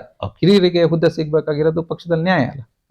ರಾಜಕೀಯ ಅಂತ ಬಂದಾಗ ಚುನಾವಣೆಗೆ ನಿಲ್ಬೇಕು ಅನ್ನುವಂಥದ್ದು ಪ್ರತಿಯೊಬ್ಬ ರಾಜಕಾರಣಿಯೂ ಕೂಡ ಯಾವುದೋ ಒಂದು ಚುನಾವಣೆಗೆ ನಿಲ್ಬೇಕು, ಒಮ್ಮೆ ಯಾರು ಜನಪ್ರತಿನಿಧಿ ಆಗ್ಬೇಕು ಅನ್ನುವ ಆಸೆ ಆಕಾಂಕ್ಷೆಗಳು ಇದ್ದೇ ಇರುತ್ತೆ. ಹಾಗೆ ಇತ್ತೀಚೆಗೆ ಬಿಜೆಪಿ ನಾಯಕರುಗಳು ಸುದ್ದಿಗೋಷ್ಠಿಯಲ್ಲೂ ಕೂಡ ಬಹುಶಃ ನೇರವಾಗಿ ಆದರ್ಶ ಅವ್ರಿಗೆ ಒಂದು ಚಾಲೆಂಜ್ ಹಾಕಿದ ರೀತಿಯಲ್ಲಿ ಇತ್ತದು. ನೀವೇನಾದ್ರೂ ಚುನಾವಣೆಗೆ ಸ್ಪರ್ಧೆ ಮಾಡಿದ್ದೀರಾ ಅಥವಾ ಹಿಂದೆನೋ ಮಾಡಿದ್ದೀರಾ ಅಥವಾ ಮುಂದೆ ಮಾಡಿ ನಿಮ್ಗೆ ಗೊತ್ತಾಗತ್ತೆ, ಈ ರೀತಿಯಾಗಿ ಒಂದು ಚರ್ಚೆ ಇತ್ತು. ಹಾಗೆ ಒಂದು ಸವಾಲು ಕೂಡ ಹಾಕಿದ ರೀತಿಯಲ್ಲೇ ಇತ್ತು. ಆದರ್ಶ ಅವರು ಮುಂದಿನ ದಿನಗಳಲ್ಲಿ ಚುನಾವಣೆಗೆ ನಿಲ್ಲುವ ಆಸಕ್ತಿ ಇದೆಯಾ? ರಾಜಕೀಯಕ್ಕೆ ಬರದೆ ಒಂದು ಚುನಾವಣೆಯಲ್ಲಿ ಜನಪ್ರತಿನಿಧಿಯಾಗಿ ಸೇವೆ ಮಾಡಬೇಕು ಅಂತ. ಚುನಾವಣೆಗಳು ಬಂದಾಗ ಚುನಾವಣೆಗಳಿಗೆ ನಾವು ಯಾವ ಚುನಾವಣೆಗೆ ಸಮರ್ಥರಿದ್ದೀವೋ ಆ ಚುನಾವಣೆಯಲ್ಲಿ ಸಮರ್ಥವಾಗಿ ಅಭ್ಯರ್ಥಿಯಾಗಿ ನಾವು ಚುನಾವಣೆಯನ್ನು ನಡೆಸೋದು ಅದು ರಾಜಕೀಯದ ಪ್ರತಿಯೊಬ್ಬ ರಾಜಕೀಯದಲ್ಲಿ ನಡ್ಕೊಂಡ್ ಬರ್ತಿರೋ, ರಾಜಕೀಯದಲ್ಲಿ ತನ್ನ ಸಮಯವನ್ನು ಹಾಕ್ತಿರೋರು ಆಸೆ. ನನಗೆ ವಿರುದ್ಧ ಆರೋಪ ಮಾಡಿದವರು ಅವ್ರು ಯಾವ ವಯಸ್ಸಿನಲ್ಲಿ ಜನಪ್ರತಿನಿಧಿ ಆದ್ರು ಅಂತ ಅವರು ಕ್ವಶನ್ ಮಾಡ್ಕೊಬೇಕಲ್ಲ, ಪ್ರಶ್ನೆ ಮಾಡ್ಕೊಬೇಕು. ಅವ್ರು ಯಾವ ವಯಸ್ಸಲ್ಲಿ ಜನಪ್ರತಿನಿಧಿ ಆದ್ರು, ಅವ್ರ ಸೇವೆ ಏನಿದೆ ಅಂತ. ಹಾಗಾಗಿ ಅವ್ರವ್ರು ವೈಯಕ್ತಿಕವಾಗಿ ತಾವೇನ್ ಸೇವೆ ಮಾಡಿದ್ವಿ, ಜನಪ್ರತಿನಿಧಿಯಾಗಿ ತಾವೇನ್ ಸೇವೆ ಮಾಡಿದ್ವಿ, ಜನಪ್ರತಿನಿಧಿ ಅಲ್ಲದೆ ಆದರ್ಶ ಹುಂಚದಕಟ್ಟೆ ಏನ್ ಸೇವೆ ಮಾಡಿದ್ದೇನೆ, ಅದನ್ನ ಎರಡನ್ನೂ ಕಂಪೇರ್ ಮಾಡ್ಕೊಂಡ್ರೆ ಅವರಿಗೆ ಉತ್ತರ ಸಿಗುತ್ತೆ. ಆದ್ರೆ ಕೆಲವೊಂದ್ಸರಿ ಆತ್ಮಸಾಕ್ಷಿಗೆ ಉತ್ತರ ಸಿಕ್ಕೋ ಅದ್ರ ಮೇಲೆ ಒಂದು ಟವಲ್ ಹಾಕತ್ತೀವಿ ಅಂತ. ಹಾಗೆ ಅದಕ್ಕೆ ಏನ್ ಮಾಡಕ್ಕಾಗಲ್ಲ. ಅವರ ಆರೋಪವನ್ನು ನಾನು ಸ್ವೀಕರಿಸ್ತೀನಿ. ಯಾಕಂದ್ರೆ ಆರೋಪಗಳು ಬಂದಾಗ ಮಾತ್ರ ಕೆಲವೊಮ್ಮೆ ಸತ್ಯಗಳು ಹೊರಬರ್ತವೆ. ಯಾಕಂದ್ರೆ ಎಲ್ಲ ಸತ್ಯಗಳನ್ನು ನಾವು ಗಂಟಾಘೋಷವಾಗಿ ಬಂದು ಹೇಳ್ಕೊಳಕ್ಕಾಗಲ್ಲ. ಅವ್ರ ಆರೋಪ ಮಾಡಿದಾಗ ಹೌದು ಅಲ್ಲ ಹೀಗಿದ್ದಾರೆ ಅಂತ ಜನ ಮಾತಾಡ್ತಾರಲ್ಲ, ಅದೇ ಜನಾಭಿಪ್ರಾಯ ರಾಜಕಾರಣಿ ಮೇಲೆ ಎತ್ತದು. ಹಾಗಾಗಿ ಅದನ್ನ ಆರೋಪನ ನಾ ಸ್ವೀಕರಿಸ್ತೀನಿ. ಅವ್ರು ಹೇಳಿದ್ರು ಪಾಪ ಏನಿಲ್ಲ, ಆದ್ರೆ ಅವ್ರು ಎಷ್ಟೋ ವರ್ಷಕ್ಕೆ ರಾಜಕೀಯದ ಜನಪ್ರತಿನಿಧಿ ಆಗಿದ್ರು ಅಂತ ನೋಡಿದ್ರೆ ನಂಗೆ ಅಷ್ಟು ವಯಸ್ಸಾಗಿಲ್ಲ. ಹಾಗಾಗಿ ತೊಂದ್ರೆ ಇಲ್ಲ, ನಂಗೆ ಇನ್ನೂ ಒಂದು 5-6 ವರ್ಷ ಇದೆ. ಮತ್ತೆ ನಾನು ಬಂದ ಮೇಲೆ ತುಂಬಾ ಚುನಾವಣೆಗಳು ನಡೆದೇ ಇಲ್ಲ. ಹಾಗಾಗಿ ಇಲ್ಲಿ ನಾನು ರಾಜಕೀಯದ ನಾ ಹೇಳ್ಬಿಡ್ತೀನಿ, ರಾಜಕೀಯದ ಪೀಚುಕಾಯಿ ಅನ್ಕೊಳ್ಳಿ, ಕಟ್ಟ ಕಡೆಯ ಕಾರ್ಯಕರ್ತ ಅನ್ಕೊಳ್ಳಿ, ಏನೂ ತೊಂದರೆ ಇಲ್ಲ. ಆದ್ರೆ ಆದರ್ಶ ಹುಂಚದಕಟ್ಟೆ ಮಾಡಿದ ಪ್ರೆಸ್ ಮೀಟಿಗೆ ಓಡಿ ಬಂದು XJP ಮೆಂಬರು, XDP ಮೆಂಬರು ಎಲ್ಲ ಬಂದು ಪ್ರೆಸ್ ಮೀಟ್ ರಿಪ್ಲೈ ಮಾಡಷ್ಟು ಆದರ್ಶ ಹುಂಚದಕಟ್ಟೆ ಸ್ಟ್ರಾಂಗ್ ಅಂತ ಅವ್ರಿಗೆ ಅನಿಸ್ತಲ್ಲ. ಬಟ್ ಸಾಕು, ತೊಂದರೆ ಇಲ್ಲ. ಆದರ್ಶ ಹುಣಸೂರ್ಕಟ್ಟೆ ಯಾವ್ದು ವೈಯಕ್ತಿಕವಾಗಿ ಮಾತಾಡಿಲ್ಲ, ವಿಚಾರಗಳನ್ನ ಇಟ್ಕೊಂಡು ಮಾಡಿದ್ದಾರೆ. ಮತ್ತೆ ಎಲ್ಲದಕ್ಕಿಂತ ಹೇಳ್ತೀನಿ ಸರ್, 40 ವರ್ಷ ರಾಜಕಾರಣ ಮಾಡಿದವ್ರಿಗೆ ಒಂದು ವಿಷನ್ ಇರಬೇಕು, ತಾಲೂಕನ್ನ ಕಟ್ಟುವ ಒಂದು ಆಸೆ ಇರಬೇಕು, ತಾಲೂಕನ್ನ ಭವಿಷ್ಯದಲ್ಲಿ ಒಂದು ಉದ್ಯೋಗೀಕರಣದಲ್ಲೋ ಪ್ರವಾಸೋದ್ಯಮದಲ್ಲೋ ನಮ್ಮ ಈ ಊರಿನ ಹುಡುಗರು ಯಾವುದೇ ಕ್ಷಣದಲ್ಲೂ ಈ ಊರಲ್ಲಿ ಉಳಿದು ಭವಿಷ್ಯವನ್ನು ಕಟ್ಟುಕೊಳ್ಳುವ ಒಂದು ಕನಸನ್ನು ಕಟ್ಟುವ ಒಂದು ವ್ಯವಸ್ಥೆ ಇರಬೇಕು. ಈ ಊರಿನ ಹುಡುಗರು ಬೆಂಗಳೂರಿಗೆ ಹೋಗ್ಬೇಕು, ಬೆಂಗಳೂರಲ್ಲಿ ಭವಿಷ್ಯ ಹುಡ್ಕೊಬೇಕು, ಈ ಊರಿನ ಹುಡುಗರು ಶಿವಮೊಗ್ಗಕ್ಕೆ ಹೋಗ್ಬೇಕು, ಶಿವಮೊಗ್ಗದಲ್ಲಿ ಭವಿಷ್ಯ ಹುಡ್ಕೊಬೇಕು. ಇಲ್ಲೊಂದು ಸರಿಯಾದ ಆಸ್ಪತ್ರೆ ವ್ಯವಸ್ಥೆ ಇಲ್ಲ, ಒಂದು ತುಂಬಾ ಚೆನ್ನಾಗಿದೆ. ಮೊನ್ನೆ ನಾನೊಂದು ಕಾರ್ಯಕ್ರಮ ನೋಡ್ತಿದ್ದೆ, ಯಾರೋ ಮಂಗಳೂರು ಕಡೆಯವರು, ಸೌತ್ ಕೇಂದ್ರ ಕಡೆಯವರು ಶಿಕ್ಷಣ ತಜ್ಞರು ಪಾಪ ಬಂದು ಹೇಳದಂತೆ ಇಲ್ಲಿ ತುಂಬಾ ಅದ್ಭುತವಾದ ಶೈಕ್ಷಣಿಕ ವ್ಯವಸ್ಥೆ ಮಾಡಿದ್ದಾರೆ. ಯಾವ ರೀತಿಯಲ್ಲಿ ಶೈಕ್ಷಣಿಕ ವ್ಯವಸ್ಥೆ? ಒಂದು ಸರ್ಕಾರಿ ಪದವಿ ಪೂರ್ವ, ಎಲ್ಲಾ ತಾಲೂಕಲ್ಲೂ 2 ಸರ್ಕಾರಿ ಪದವಿ ಪೂರ್ವ ಕಾಲೇಜ್ ಇದೆ. ಅದು ನಮ್ಮ ತಾಲೂಕಿನ ದೌರ್ಭಾಗ್ಯ ಅಂದ್ರೆ ಒಂದು ಸರ್ಕಾರಿ ಪದವಿ ಪೂರ್ವ ಕಾಲೇಜ್. ಸರ್ಕಾರಿ ಪದವಿ ಪೂರ್ವ ಕಾಲೇಜ್ ಸಹ 2,500 ಮಕ್ಕಳು ಇದ್ರು 2 ವರ್ಷದಿಂದ, ಈಗ 800 ಮಕ್ಕಳಿಗೆ ಕುಸಿದಿದೆ. ಯಾಕೆ ಏನು ಅಂತ ಒಂದು ಚರ್ಚೆ ಆಗ್ಬೇಕಲ್ಲ. ಹೈಸ್ಕೂಲ್ಗಳಲ್ಲಿ ನಮ್ಮಲ್ಲಿ ಹೈಸ್ಕೂಲ್ SLC ಎಕ್ಸಾಮ್ ಬರೆಯೋದು ನೀವು ಒಂದು 5 ವರ್ಷದ ಡೇಟಾ ತೆಗೆದ್ರೆ ಎಲ್ಲೂ ಇನ್ಕ್ರೀಸಿಂಗ್ ಇಲ್ಲ, ವಿದ್ಯಾರ್ಥಿಗಳ ಆಗ್ತಿಲ್ಲ. PU ಕಾಲೇಜ್ಗಳ ಭವಿಷ್ಯ ಎಲ್ಲವೂ ದಕ್ಷಿಣ ಕನ್ನಡಕ್ಕೆ ಸೇರ್ಸದೆ ಒಂದು ಫ್ಯಾಸಿನೇಷನ್ ಆಗಿದೆ. ಸರ್ಕಾರಿ ವ್ಯವಸ್ಥೆಯಲ್ಲಿ ಅದು ಅಪ್ಗ್ರೇಡ್ ಆಗಬೇಕಿತ್ತು. ಶಿಕ್ಷಣ ವ್ಯವಸ್ಥೆ ಗಟ್ಟಿಯಾಗೋದು ಅಂದ್ರೆ ಇಲ್ಲಿ ವಿದ್ಯಾರ್ಥಿಗಳ ಸಂಖ್ಯೆ ಜಾಸ್ತಿ ಆಗಬೇಕು, ವಿದ್ಯಾರ್ಥಿಗಳಿಗೆ ಇಲ್ಲಿ ಭವಿಷ್ಯ ಹುಟ್ಟುತ್ತೆ ಅಂತ ಸಂಖ್ಯೆ ಜಾಸ್ತಿ ಆಗಬೇಕು. ಆ ತರದ್ ಯಾವ ವ್ಯವಸ್ಥೆ ಇಲ್ಲದೆ ಶಿಕ್ಷಣ, ತೀರ್ಥಹಳ್ಳಿಯಲ್ಲಿ ಶಿಕ್ಷಣ ಅತ್ಯದ್ಭುತವಾಗಿದೆ ಹೇಳ್ಬೋದು, ಮಾತಿಗೆ ಹೇಳ್ಬೋದು. ನಾನು ತೀರ್ಥಹಳ್ಳಿ ಅತ್ಯದ್ಭುತವಾಗಿ ಭವಿಷ್ಯವನ್ನು ಕಂಡುಕೊಳ್ಳುತ್ತಿದೆ ಇವರ ನೇತೃತ್ವ, ಮಾತಿಗೆ ಹೇಳೋದಲ್ಲ, ಕೃತಿಯಲ್ಲಿ ಯಾವುದೂ ಇಲ್ಲ. ಭವಿಷ್ಯ ಕರಾಳವಾಗುತ್ತೆ. ಈ ತರ ವಿಷನ್ ಇಲ್ದಿದ್ದ ರಾಜಕಾರಣಿಗಳನ್ನು ಗೆಲ್ಸಿದ್ರೆ ಭವಿಷ್ಯ ಕರಾಳ ಆಗುತ್ತೆ. ಹಾಗಾಗಿ ವಿಷನ್ ಇರುವ ತೀರ್ಥಹಳ್ಳಿಗೆ ನಾನು ಏನು ಮಾಡ್ತೀನಿ ಅಂತ ಹೇಳುವ ರಾಜಕಾರಣಿನ ಮುಂದಿನ ದಿನದಲ್ಲಿ ಗೆಲ್ಲಿಸ್ಬೇಕು ಅಂತ ನನ್ನ ಮನೆ. ಅದೇ ರೀತಿಯಲ್ಲಿ ಈಗ ಮನೆಯು ಕೂಡ ಈ ಮನೆಯು ಕೂಡ ಸಚಿವರಾಗಿ ಈಶ್ವರ್ ಖಂಡ್ರೆ ಅವರು ಹೇಳಿರುವಂತದ್ದು ತಾಲೂಕ್ ಪಂಚಾಯತ್ ಜಿಲ್ಲಾ ಪಂಚಾಯತ್ ಚುನಾವಣೆಗಳು ನವೆಂಬರ್ ಒಳಗೆ ನಾವು ಮಾಡಿ ಮುಗಿಸ್ತೇವೆ ನಾವು ಮಾತನ್ನ ಸಚಿವರು ಹೇಳಿರುವ ಒಂದು ರೀತಿಯಲ್ಲಿ ಸಹಜವಾಗಿ ಎಲ್ಲರೂ ಕೂಡ ಕಳೆದ 5-6 ವರ್ಷಗಳಿಂದ ಹಲವಾರು ಜನರು ಕೂಡ ಚುನಾವಣೆ ಆಗಲಿ ಅಂತ ಕಾಯ್ತಾ ಇದ್ದಾರೆ. ಹಲವಾರು ಆಕಾಂಕ್ಷಿಗಳಿಗೂ ಒಂದು ಅವಧಿಯೇ ಮುಗ್ದಿರುವಂತದ್ದು. ಇಂತಹ ಸಂದರ್ಭದಲ್ಲಿ ಏನಾದ್ರೂ ಜಿಲ್ಲಾ ಪಂಚಾಯತಿ ಚುನಾವಣೆ ಬಂದ್ರೆ ಆದರ್ಶ ಹುಣಸೂರ್ಕಟ್ಟೆ ಪ್ರಬಲ ಟಿಕೆಟ್ ಆಕಾಂಕ್ಷಿ, ಹೌದಾ ಅಲ್ವಾ? ಅಲ್ಲ, ನಾನು ಹೇಳ್ದಲ್ಲ ಸರ್, ರಾಜಕೀಯದಲ್ಲಿ ಇರುವವರು, ರಾಜಕೀಯದಲ್ಲಿ ತನ್ನ ಸಮಯವನ್ನು ಕೊಡ್ತಿರೋರು, ಜನಸೇವೆ ಮಾಡಬೇಕು ಅಂತ ಆಸಕ್ತಿ ಮತ್ತು ಅಭಿಲಾಷೆ ಇಟ್ಕೊಂಡಿರುವ ಪ್ರತಿಯೊಬ್ರು ಏನೋ ಪ್ರಬಲ ಆಕಾಂಕ್ಷಿನೇ. ಆದರ್ಶ ಹುಣಸೂರ್ಕಟ್ಟೆ ಒಬ್ಬರೇ ಅಲ್ಲ, ತೀರ್ಥಹಳ್ಳಿ ತಾಲೂಕಿನ ಕಾಂಗ್ರೆಸ್ ಪಕ್ಷದಲ್ಲಿರುವ ಎಲ್ಲ ನಾಯಕರು ಪ್ರಬಲ ಆಕಾಂಕ್ಷಿಗಳೇ. ಅದನ್ನು ನಿರ್ಧಾರ ಮಾಡೋಕೆ ಒಂದು ನಾಯಕತ್ವ ಇದೆ ಅಲ್ಲ, ನಿರ್ಧಾರ ಮಾಡಕ್ ಒಂದು ಮಾನದಂಡ ಇದೆ, ನಿರ್ಧಾರ ಮಾಡಕ್ ಒಂದು ನಾಯಕತ್ವ ಇದೆ, ನಿರ್ಧಾರ ಮಾಡಕ್ಕೆ ವಿಚಾರಗಳಿದಾವೆ. ಅದನ್ನ ಅವ್ರು ನಿರ್ಧಾರ ಮಾಡ್ತಾರೆ. ಅವ್ರು ಯಾರಿಗೆ ತೋರ್ಸಿದ್ರು ಹಿಂಗೊಂದು ಬೆರಳು ಇವ್ರು ಅಂತ ತೋರ್ಸಿದ್ರು ನಾವು ಅವ್ರ ಪರವಾಗಿ ಕೆಲಸ ಮಾಡ್ತೀವಿ. ಆ ಬೆರಳು ನಮ್ ಕಡೆ ಇದ್ರೂ ಪರವಾಗಿಲ್ಲ, ನಮ್ಮ ಜೊತೆ ಇರುವ ನಾಯಕತ್ವಗಳು 100 ನಾಯಕತ್ವಗಳು ಇಲ್ಲಿ ಕೆಲಸ ಮಾಡ್ತಾರೆ, ಅವ್ರ ಪರ ಇದ್ರು ಇಲ್ಲ. ನಾವ್ ಎಲ್ಲದಕ್ಕೂ ಸಿದ್ಧ ಇದೀವಿ. ನಮ್ಮ ಕಾಂಗ್ರೆಸ್ ಪಕ್ಷ ಒಗ್ಗಟ್ಟಾಗಿ ತೀರ್ಥಹಳ್ಳಿಯಲ್ಲಿ ಕೆಲಸ ಮಾಡುತ್ತೆ. ಭವಿಷ್ಯದ ದಿನಗಳಲ್ಲಿ ತೀರ್ಥಹಳ್ಳಿಯಲ್ಲಿ ಕಾಂಗ್ರೆಸ್ ಮತ್ತೆ ತನ್ನ ಇತಿಹಾಸವನ್ನು ಮರುಕಳಿಸುತ್ತೆ. ಮೊನ್ನೆ ಒಂದು ಬಿಜೆಪಿ ಸುದ್ದಿಗೋಷ್ಠಿಯಲ್ಲಿ ಒಂದು ರೀತಿಯಲ್ಲಿ ವ್ಯಂಗ್ಯಾತ್ಮಕವಾಗಿ ನಿಮಗೆ ಒಂದು ರೀತಿಯಲ್ಲಿ ಟಾನ್ ಕೊಡೋ ರೀತಿಯಲ್ಲಿ ಮಾತಾಡಿರುವಂತದ್ದು, ಅವರು ಮುಂದಿನ ಗ್ರಾಮ ಪಂಚಾಯತಿ ಚುನಾವಣೆಗೆ ಟಿಕೆಟ್ ನ ಸಿಗತ್ತನ್ನುವ ಹುಮ್ಮತ್ತರಿ ಈ ರೀತಿಯಾಗಿ ಬಂದು ಹೇಳಿಕೆಯನ್ನು ಕೊಡೋ ರೀತಿಯಲ್ಲಿ ನಿಮ್ಗೆ ಅಂದ್ರೆ ಎಲ್ಲೂ ಒಂದ್ ಕಡೆ ನೋಡಿದ್ರೆ ಆದರ್ಶ ಹುಣಸೂರ್ಕಟ್ಟೆ ಅವ್ರನ್ನ ಗ್ರಾಮ ಪಂಚಾಯತಿ ಮಟ್ಟಕ್ಕೆ ಅಥವಾ ಆ ಒಂದು ಇಳಿಸುವ ಕೆಲಸ ಏನಾದ್ರು ಆಗ್ತಾ ಇದೆಯಾ ಅಂತ. ಏನ್ ಗೊತ್ತಾ, ಇದು ಮಾಧ್ಯಮಗಳ ಕಾಲ, ಡಿಜಿಟಲ್ ಮಾಧ್ಯಮಗಳ ಕಾಲ. ಮೊಬೈಲ್ ಇದ್ರೆ ಒಂದು ವಿಡಿಯೋ ಮಾಡ್ಬೋದು. ಈಗ ಹೇಳಕ್ಕೇನು ಅವ್ರೇನು ಗ್ರಾಮ ಪಂಚಾಯತಿ ಸ್ಪರ್ಧಿಸಿದ್ರ, ಹೇಳದವ್ರು ಗ್ರಾಮ ಪಂಚಾಯತಿ ಸ್ಪರ್ಧಿಸಿದ್ರ? ಇಲ್ಲ, ಎಲ್ಲ ಒಂದೊಂದು ಚುನಾವಣೆ ಬೇರೆ ಸ್ಪರ್ಧಿಸಿದ್ರು. ಹಾಗಾಗಿ ಹೇಳ್ಬೋದು, ಅದ್ರಲ್ಲಿ ಏನಿಲ್ಲ. ಹೇಳಿದ್ನ ನಾನು ಹೇಳ್ತೀನಿಲ್ಲ, ಆರೋಪಗಳನ್ನ ನಾವು ಸ್ವೀಕರಿಸ್ತೀನಿ. ನೀವು ಆರೋಪ ಪ್ರತ್ಯಾರೋಪ ಇವೆಲ್ಲವನ್ನು ಸ್ವೀಕರಿಸ್ಬೇಕು. ನಾನು ಒಂದಿಷ್ಟು ಆರೋಪಗಳನ್ನ ಅವ್ರ ಮೇಲೆ ಮಾಡ್ತೇವೆ, ಒಂದಿಷ್ಟು ಏನೋ ಸಣ್ಣ ಪುಟ್ಟದ್ದು ಈಗ ಮಾಡಕ್ ಸಿದ್ದಿದ್ದಾಗ, ಏನು ಹೇಳಕ್ ಸಿದ್ದಿದ್ದಾಗ ಅಂತವೆಲ್ಲ ವೈಯಕ್ತಿಕ ಹೇಳಿಕೆಗಳು ಬರ್ತಾವೆ. ನಾನು ಅವ್ರ ವೈಯಕ್ತಿಕವಾಗಿ ಅವ್ರ ಬಗ್ಗೆ ಏನು ಹೇಳಲ್ಲ. ಅವ್ರಿಗೆಲ್ಲರಿಗೂ ಒಳ್ಳೇದಾಗ್ಲಿ, ದೇವ್ರವ್ರಿಗೆ ಒಳ್ಳೇದ್ ಮಾಡ್ಲಿ, ಅವ್ರಿಗೆ ದೊಡ್ಡ ದೊಡ್ಡ ಹುದ್ದೆ ಸಿಗ್ಲಿ ಅಂತಾನೆ ಹಾರೈಸ್ತೀನಿ ಅವ್ರ ಪಕ್ಷದಲ್ಲಿ. ಹಾಗಾಗಿ ಗ್ರಾಮ ಪಂಚಾಯತಿಯೋ ತಾಲೂಕ್ ಪಂಚಾಯತಿಯೋ ಜಿಲ್ಲಾ ಪಂಚಾಯತಿ ಇವೆಲ್ಲವೂ ರಾಜಕಾರಣಿಯ ಭಾಗ. ಪಕ್ಷದ ನಾಯಕತ್ವ ನಾಳೆ ಗ್ರಾಮ ಪಂಚಾಯತಿಗೆ ನಿಲ್ಬೇಕು ಅಂದ್ರೆ ಗ್ರಾಮ ಪಂಚಾಯತಿ, ಪಕ್ಷದ ನಾಯಕತ್ವ ತಾಲೂಕ್ ಪಂಚಾಯತಿಗೆ ನಿಲ್ಬೇಕಂದ್ರೆ ತಾಲೂಕ್ ಪಂಚಾಯತಿ, ಪಕ್ಷದ ನಾಯಕತ್ವ ನೀವು ಇಲ್ಲ ಪಕ್ಷದಲ್ಲಿ ಕೆಲಸ ಮಾಡಿ ಅಂದ್ರೆ ಪಕ್ಷ. ಹಾಗಾಗಿ ಪಕ್ಷ ಅನ್ನೋದು ಮುಖ್ಯ. ಪಕ್ಷ ಮತ್ತು ಜನಸೇವೆ, ಸಂಘಟನೆ ಇಷ್ಟು ಮಾಡ್ಕೊಂಡು ಇರೋಣ, ಏನ್ ತೊಂದ್ರೆ ಇಲ್ಲ. ಯಾವಾಗ ನೋಡಿದ್ರೆ ಕಾಂಗ್ರೆಸ್ ಪಕ್ಷದಲ್ಲೂ ಕೂಡ ಹಿರಿಯ ನಾಯಕರು ಮಾತಾಡೋದ್ಕಿಂತ ಯುವ ನಾಯಕರುಗಳೇ ಮಾತಾಡೋದು ಜಾಸ್ತಿ ಇದೆ, ಅದು ಆದರ್ಶ ಹುಣಸೂರ್ಕಟ್ಟೆ ಅವರ ನೇತೃತ್ವದಲ್ಲಿ. ಹಾಗೆ ಬಿಜೆಪಿಯಲ್ಲೂ ಕೂಡ ಈಗಿನ ಜನರೇಷನ್ ಯುವ ನಾಯಕರುಗಳೇ ಹೆಚ್ಚಿನದಾಗಿ ಮಾತಾಡ್ತಾ ಇದೆ. ಒಂದು ರೀತಿಯಲ್ಲಿ ಜನರೇಷನ್ ಶಿಫ್ಟ್ ಆಗ್ತಾ ಇದೆಯಾ ಅಂತ ತೀರ್ಥಹಳ್ಳಿ ವಿಧಾನಸಭಾ ಕ್ಷೇತ್ರದಲ್ಲಿ? ಹುಮ್ಮಸ್ ಯುವ ನಾಯಕತ್ವದಲ್ಲಿ ಯಾವತ್ತೂ ಜಾಸ್ತಿ ಇರುತ್ತೆ. ಹಿರಿಯ ನಾಯಕತ್ವ ಎಲ್ಲವನ್ನು ನೋಡಿ ಅವರು ಒಂದು ಸಂಪೂರ್ಣ ಸ್ಥಿತಪ್ರಜ್ಞರಾಗಿರ್ತಾರೆ. ಯುವ ನಾಯಕತ್ವ ಹೊಸ ನೀರನ್ನ ಕುಡಿತಿರುತ್ತೆ, ಕೆಲವೊಂದು ಸರಿ ತಪ್ಪುಗಳನ್ನ ನೋಡಿ ಮಾಡಿ ಮತ್ತೆ ಯುವ ನಾಯಕತ್ವದಲ್ಲಿ ಯಾವತ್ತೂ ಒಂದು ಹುಮ್ಮಸ್ ಜಾಸ್ತಿ ಇರುತ್ತೆ. ಹಾಗಾಗಿ ಮಾತು ಅಗ್ರೆಸಿವ್ನೆಸ್, ಮಾತು ವಿಶ್ಲೇಷಣೆ, ಚರ್ಚೆ, ಆರೋಪ ಇವೆಲ್ಲವೂ ಯುವ ನಾಯಕತ್ವಗಳು ಮಾಡ್ತವೆ. ಹಾಗಾಗಿ ಯಾಕಂದ್ರೆ ಈ ಜನರೇಷನ್ ನಮ್ದು, ನಾವು ಕಟ್ಟಬಲ್ಲೆವು, ಕಟ್ಟುವೆವು ನಾವು ಹೊಸ ನಾಡೊಂದನು ಅಂತ ಹೇಳುವಂತ ಜನರೇಷನ್. ಹೇಳ್ತಾ ಇರ್ತೀವಿ ಮಾತುಗಳು. ಯುವ ನಾಯಕರ ಆರ್ಭಟದ ಮಾತಿನ ನಡುವೆ ಹಿರಿಯ ನಾಯಕರು ಎಲ್ಲೋ ಒಂದು ಕಡೆ ಸೈಡ್ ಲೈನ್ ಆಗ್ತಾ ಇದಾರ ಅಂತ. ಹಿರಿಯ ನಾಯಕತ್ವ ಯಾವತ್ತು ಅನುಭವದ ನಾಯಕತ್ವ, ಹಂಗಾಗಿ ಯಾವತ್ತೂ ಅದು ಸೈಡ್ ಲೈನ್ ಆಗಲ್ಲ. ಅದು ಅನುಭವದ ನಾಯಕತ್ವ ಗಟ್ಟಿಯಾಗಿದೆ. ಅದರ ಕೆಳಗೆ ಈ ದೊಡ್ಡ ಮರಗಳ ಸಣ್ಣ ಕುಡಿಗಳು ಪ್ರಖರವಾಗಿ ಮತ್ತೆ ಎಲ್ಲದಕ್ಕಿಂತ ಸ್ವಲ್ಪ ಜೋಶ್ ಜಾಸ್ತಿ ಇರುತ್ತೆ. ಅದೇ ಹೇಳಿದ್ನಲ್ಲ, ಹಾಗಾಗಿ ಮಾತಾಡೋದು ಮಾತು ಜಾಸ್ತಿ. ಅದೇ ರೀತಿಯಲ್ಲಿ ರಾಜಕೀಯ ಅಂತ ಬಂದಾಗ ನಿರೀಕ್ಷೆಗಳನ್ನೋದು ಸಹಜವಾಗಿ ಒಬ್ಬ ರಾಜಕಾರಣಿಗೆ ಒಂದು ವಿಷನ್ ಆಗಿರ್ಬೋದು, ಒಂದು ನಿರೀಕ್ಷೆಗಳು ಸಹಜವಾಗಿ ಇದ್ದಿರತ್ತೆ. ಹಾಗೆ ರಾಜಕೀಯವಾಗಿ ಆದರ್ಶ ವಿಠಲಕಟ್ಟೆ ಅವರು ಏನ್ ನಿರೀಕ್ಷೆ ಇಟ್ಕೊಂಡಿದ್ದಾರೆ? ರಾಜಕೀಯವಾಗಿ 10 ಜನರ ಬದುಕಿನಲ್ಲಿ ನಾನು ಬದಲಾವಣೆ ತಂದ್ರೆ, 10 ಜನರ ಬದುಕು ಹೀಗಿದ್ದಿದ್ದು ಹೀಗಾಯ್ತಪ್ಪ ಅಂತ ಯಾವತ್ತಾದ್ರೂ ನನ್ನ ಭಿನ್ನ ಹಿಂದೆ ಜನ ಯಾರು ಮಾತಾಡಿದ್ರೆ ಅದಕ್ಕಿಂತ ದೊಡ್ಡ ಸಾಧನೆ ಏನಿಲ್ಲ. ಅಧಿಕಾರ ಸಿಗ್ಬೋದು, ಅಧಿಕಾರ ಸಿಗದೆ ಹೋಗ್ಬೋದು, ಅದರಿಂದ ಆಗತ್ತೆ ಬಿಡುತ್ತೆ, ಯಾವ ಆಸೆಗಳನ್ನ ಇಟ್ಕೊಂಡ್ ಬಂದವರಲ್ಲ. ಹಣದ ಮೋಹವನ್ನ ಮರೆತ ಮೇಲೆ ನಾವು ರಾಜಕೀಯಕ್ಕೆ ಬರ್ಬೇಕು. ಆಕ್ಚುಲಿ ಹಣದಿಂದನೇ ರಾಜಕೀಯ ಅನ್ನೋದ್ರ ಮಧ್ಯ ಹಣದ ಮೋಹವನ್ನ ಮರೆತರೆ ರಾಜಕೀಯ ಮಾಡ್ಬೋದು ಅಂತ ನಮ್ಮ ನಾಯಕ ಕಿಮ್ಮನೆ ರತ್ನಾಕರ್ ಅವರು ಯಾವಾಗ್ಲೂ ಅವರ ವಿಚಾರಗಳು ಹಾಗೆ ಇದೆ.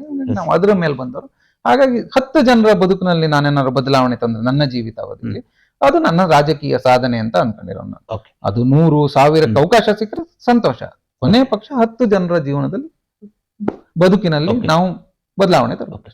ಆದರ್ಶ ಕೊನೆಯದಾಗಿ ಶ್ರೀ ತೀರ್ಥಹಳ್ಳಿ ವಿಧಾನಸಭಾ ಕ್ಷೇತ್ರದಲ್ಲಿ ಆಗ್ತಿರುವಂತಹ ರಾಜಕೀಯ ಆರೋಪ ಪ್ರತ್ಯಾರೋಪಗಳ ವಿಚಾರ ಆಗಿರ್ಬೋದು, ಮುಂದೆ ಬರ್ತಿರುವಂತಹ ಚುನಾವಣೆ ವಿಚಾರದ ಕುರಿತಾಗಿ ನಿಮ್ಮ ಪಕ್ಷದ ಕಾರ್ಯಕರ್ತರಿಗೆ, ಮುಖಂಡರಿಗೆ ಏನ್ ಹೇಳಕ್ ಬಯಸ್ತೀರಾ?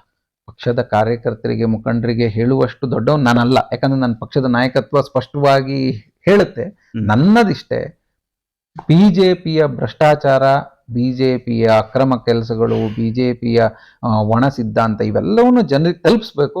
ಅದನ್ನ ಪ್ರತಿಯೊಬ್ಬ ಕಾರ್ಯಕರ್ತ ಮಾಡ್ಬೇಕು. ನಾಯಕತ್ವ ಎಷ್ಟೇ ಹೇಳಿದ್ರು ಅದು ಕಾರ್ಯಕರ್ತರು ಮಾಡ್ಬೇಕು. ಹಾಗಾಗಿ ಮುಂದಿನ ದಿನಗಳಲ್ಲಿ ಎಲ್ಲರೂ ಒಗ್ಗಟ್ಟಾಗಿ ಇವರ ಈ ದುರ್ವರ್ತನೆಗಳು, ಭ್ರಷ್ಟಾಚಾರ, ಬೀಳುತ್ತಿರುವ ಗೋಡೆಗಳು, ಸೋರುತ್ತಿರುವ ಕಟ್ಟಡಗಳು, ಮುಳುಗಿ ಹೋದ ಧರ್ಮದ ಜಾಗಗಳು ಇವೆಲ್ಲವನ್ನು ತೀರ್ಥಹಳ್ಳಿಯ ಪ್ರತಿ ಮನೆಗೂ ತಲುಪಿಸುವ ಕೆಲಸವನ್ನ ಕಾರ್ಯಕರ್ತರು ಮಾಡ್ತಾರೆ, ನಾನು ಮಾಡ್ತೀನಿ, ನಮ್ಮ ನಾಯಕತ್ವ ಮಾಡುತ್ತೆ. ಭವಿಷ್ಯದಲ್ಲಿ ಒಂದು ತೀರ್ಥಹಳ್ಳಿಗೆ ಒಂದು ಆಶಾಭಾವ, ಒಂದು ಉತ್ತಮ ನಾಯಕತ್ವ ಸೃಷ್ಟಿಯಾಗುತ್ತೆ ಅಂತ ಹೇಳಿ ಬದಲಾವಣೆ ನಿರೀಕ್ಷೆ ಮಾಡಬಹುದು. ಅದು ಬದಲಾವಣೆ ಅಂತ ಹೇಳೋದ್ಕಿಂತ ಒಂದು ಹೊಸ ಬೆಳಕು ಅಂತ ಹೇಳ್ಬೋದು. ನಾಯಕರಲ್ಲಿ ಬದಲಾವಣೆ ಆಗತ್ತಾ, ಶಾಸಕರಲ್ಲಿ ಬದಲಾವಣೆ ಆಗತ್ತಾ? ಪಕ್ಷದ ಶಾಸಕರಲ್ಲಿ ಬದಲಾವಣೆಯೇ ಬದಲಾವಣೆ ಅಲ್ಲ. ಕಾಂಗ್ರೆಸ್ಸಿನ ವಿಚಾರಧಾರೆ ಏನಿದೆ, ಕಾಂಗ್ರೆಸ್ಸಿನ ಅಭಿವೃದ್ಧಿ ಪೂರಕ ಸಮಾಜವಾದ, ಸಮಾನತವಾದ, ಸಹಬಾಳ್ವೆ, ಸಹಿಷ್ಣುತೆ, ಸರ್ವರದ ಸ್ವಾತಂತ್ರ್ಯ ಇವೆಲ್ಲವೂ ಜನಮಾನಸದಲ್ಲಿ ಮೂಡಿಸುವ ಕೆಲಸ ಆಗುತ್ತೆ. ಅದರಲ್ಲಿ ನಾಯಕತ್ವ ಬದಲಾವಣೆ ಅಥವಾ ಶಾಸಕರ ಇವೆಲ್ಲ ಸಣ್ಣ ಚರ್ಚೆ. ಎಲ್ಲವೂ ಕಾಂಗ್ರೆಸ್ ಇಲ್ಲಿ ಗಟ್ಟಿಯಾಗಿ ಬೆಳಕಿ ಬರುತ್ತೆ ಅಷ್ಟೇ. ಆದರ್ಶ ಇದುವರೆಗೆ ಒಂದು ಸಂದರ್ಶನ ಭಾಗವಹಿಸಿ ನೀಟ್ ಪ್ರಶ್ನೆ ಪತ್ರಿಕೆ ಸೋರಿಕೆ ವಿಚಾರ ಆಗಿರ್ಬೋದು, ವಿದ್ಯಾರ್ಥಿಗಳ ಹೋರಾಟ ಆಗಿರ್ಬೋದು, ಆ ವಿದ್ಯಾರ್ಥಿಗಳ ಹೋರಾಟಕ್ಕೆ ಕಾಂಗ್ರೆಸ್ ಯಾವ ರೀತಿಯಾಗಿ ಬೆಂಬಲವನ್ನ ನೀಡಿತು, ಹಾಗೆ ತೀರ್ಥಹಳ್ಳಿ ವಿಧಾನಸಭಾ ಕ್ಷೇತ್ರದಲ್ಲಿ ಆಗ್ತಿರುವಂತಹ ಆರೋಪ ಪ್ರತ್ಯಾರೋಪದ ವಿಚಾರ ಆಗಿರ್ಬೋದು, ಆ ಯುವ ಮುಖಂಡರ ನಡುವಿನ ಒಂದು ರೀತಿಯಲ್ಲಿ ಬಿರುಸಿನ ಒಂದು ಚರ್ಚೆಯ ವಿಚಾರ ಆಗಿರ್ಬೋದು, ಹುಂಡಿಯ ವಿಚಾರ ಆಗಿರ್ಬೋದು, ಇಲ್ಲಿ ತೀರ್ಥಹಳ್ಳಿ ವಿಧಾನಸಭಾ ಕ್ಷೇತ್ರದಲ್ಲಿ ಭ್ರಷ್ಟಾಚಾರದ ಆರೋಪವನ್ನು ನೀವು ಮಾಡಿದ ವಿಚಾರ ಆಗಿರ್ಬೋದು, ಹಾಗೆ ಮುಂದೆ ಯಾವ ರೀತಿಯಾಗಿ ಹೋರಾಟವನ್ನ ಮಾಡ್ತಾರೆ ಇಲ್ಲಿನ ಸ್ಥಳೀಯ ವ್ಯವಸ್ಥೆ ವಿರುದ್ಧ, ಹಾಗೆ ಸರ್ಕಾರದ ಯೋಜನೆಗಳು ಎಲ್ಲ ವಿಚಾರಗಳ ಕುರಿತಾಗಿ ಒಂದು ಚರ್ಚೆಯಲ್ಲಿ ಭಾಗವಹಿಸಿದಕ್ಕಾಗಿ ನಮ್ಮ ಸೈರಿ ಸಮಾಚಾರ ತಂಡದ ವತಿಯಿಂದ ನಿಮ್ಗೆ ಹೃತ್ಪೂರ್ವಕ ಧನ್ಯವಾದಗಳು. ನೋಡಿದ್ರಲ್ಲಿ ವೀಕ್ಷಕರೇ, ಇದು ಏನು ಯುವ ಕಾಂಗ್ರೆಸ್ನ ರಾಷ್ಟ್ರೀಯ ವಕ್ತಾರ ಹಾಗೂ ತೀರ್ಥಹಳ್ಳಿ ವಿಧಾನಸಭಾ ಕ್ಷೇತ್ರದ ಕಾಂಗ್ರೆಸ್ನ ಯುವ ಮುಖಂಡರಾಗಿರುವಂತಹ ಶ್ರೀಯುತ ಆದರ್ಶ ವಿಠಲಕಟ್ಟೆ ಅವರ ಜೊತೆಗಿನ ವಿಶೇಷ ಸಂದರ್ಶನ. ನಮಸ್ಕಾರ.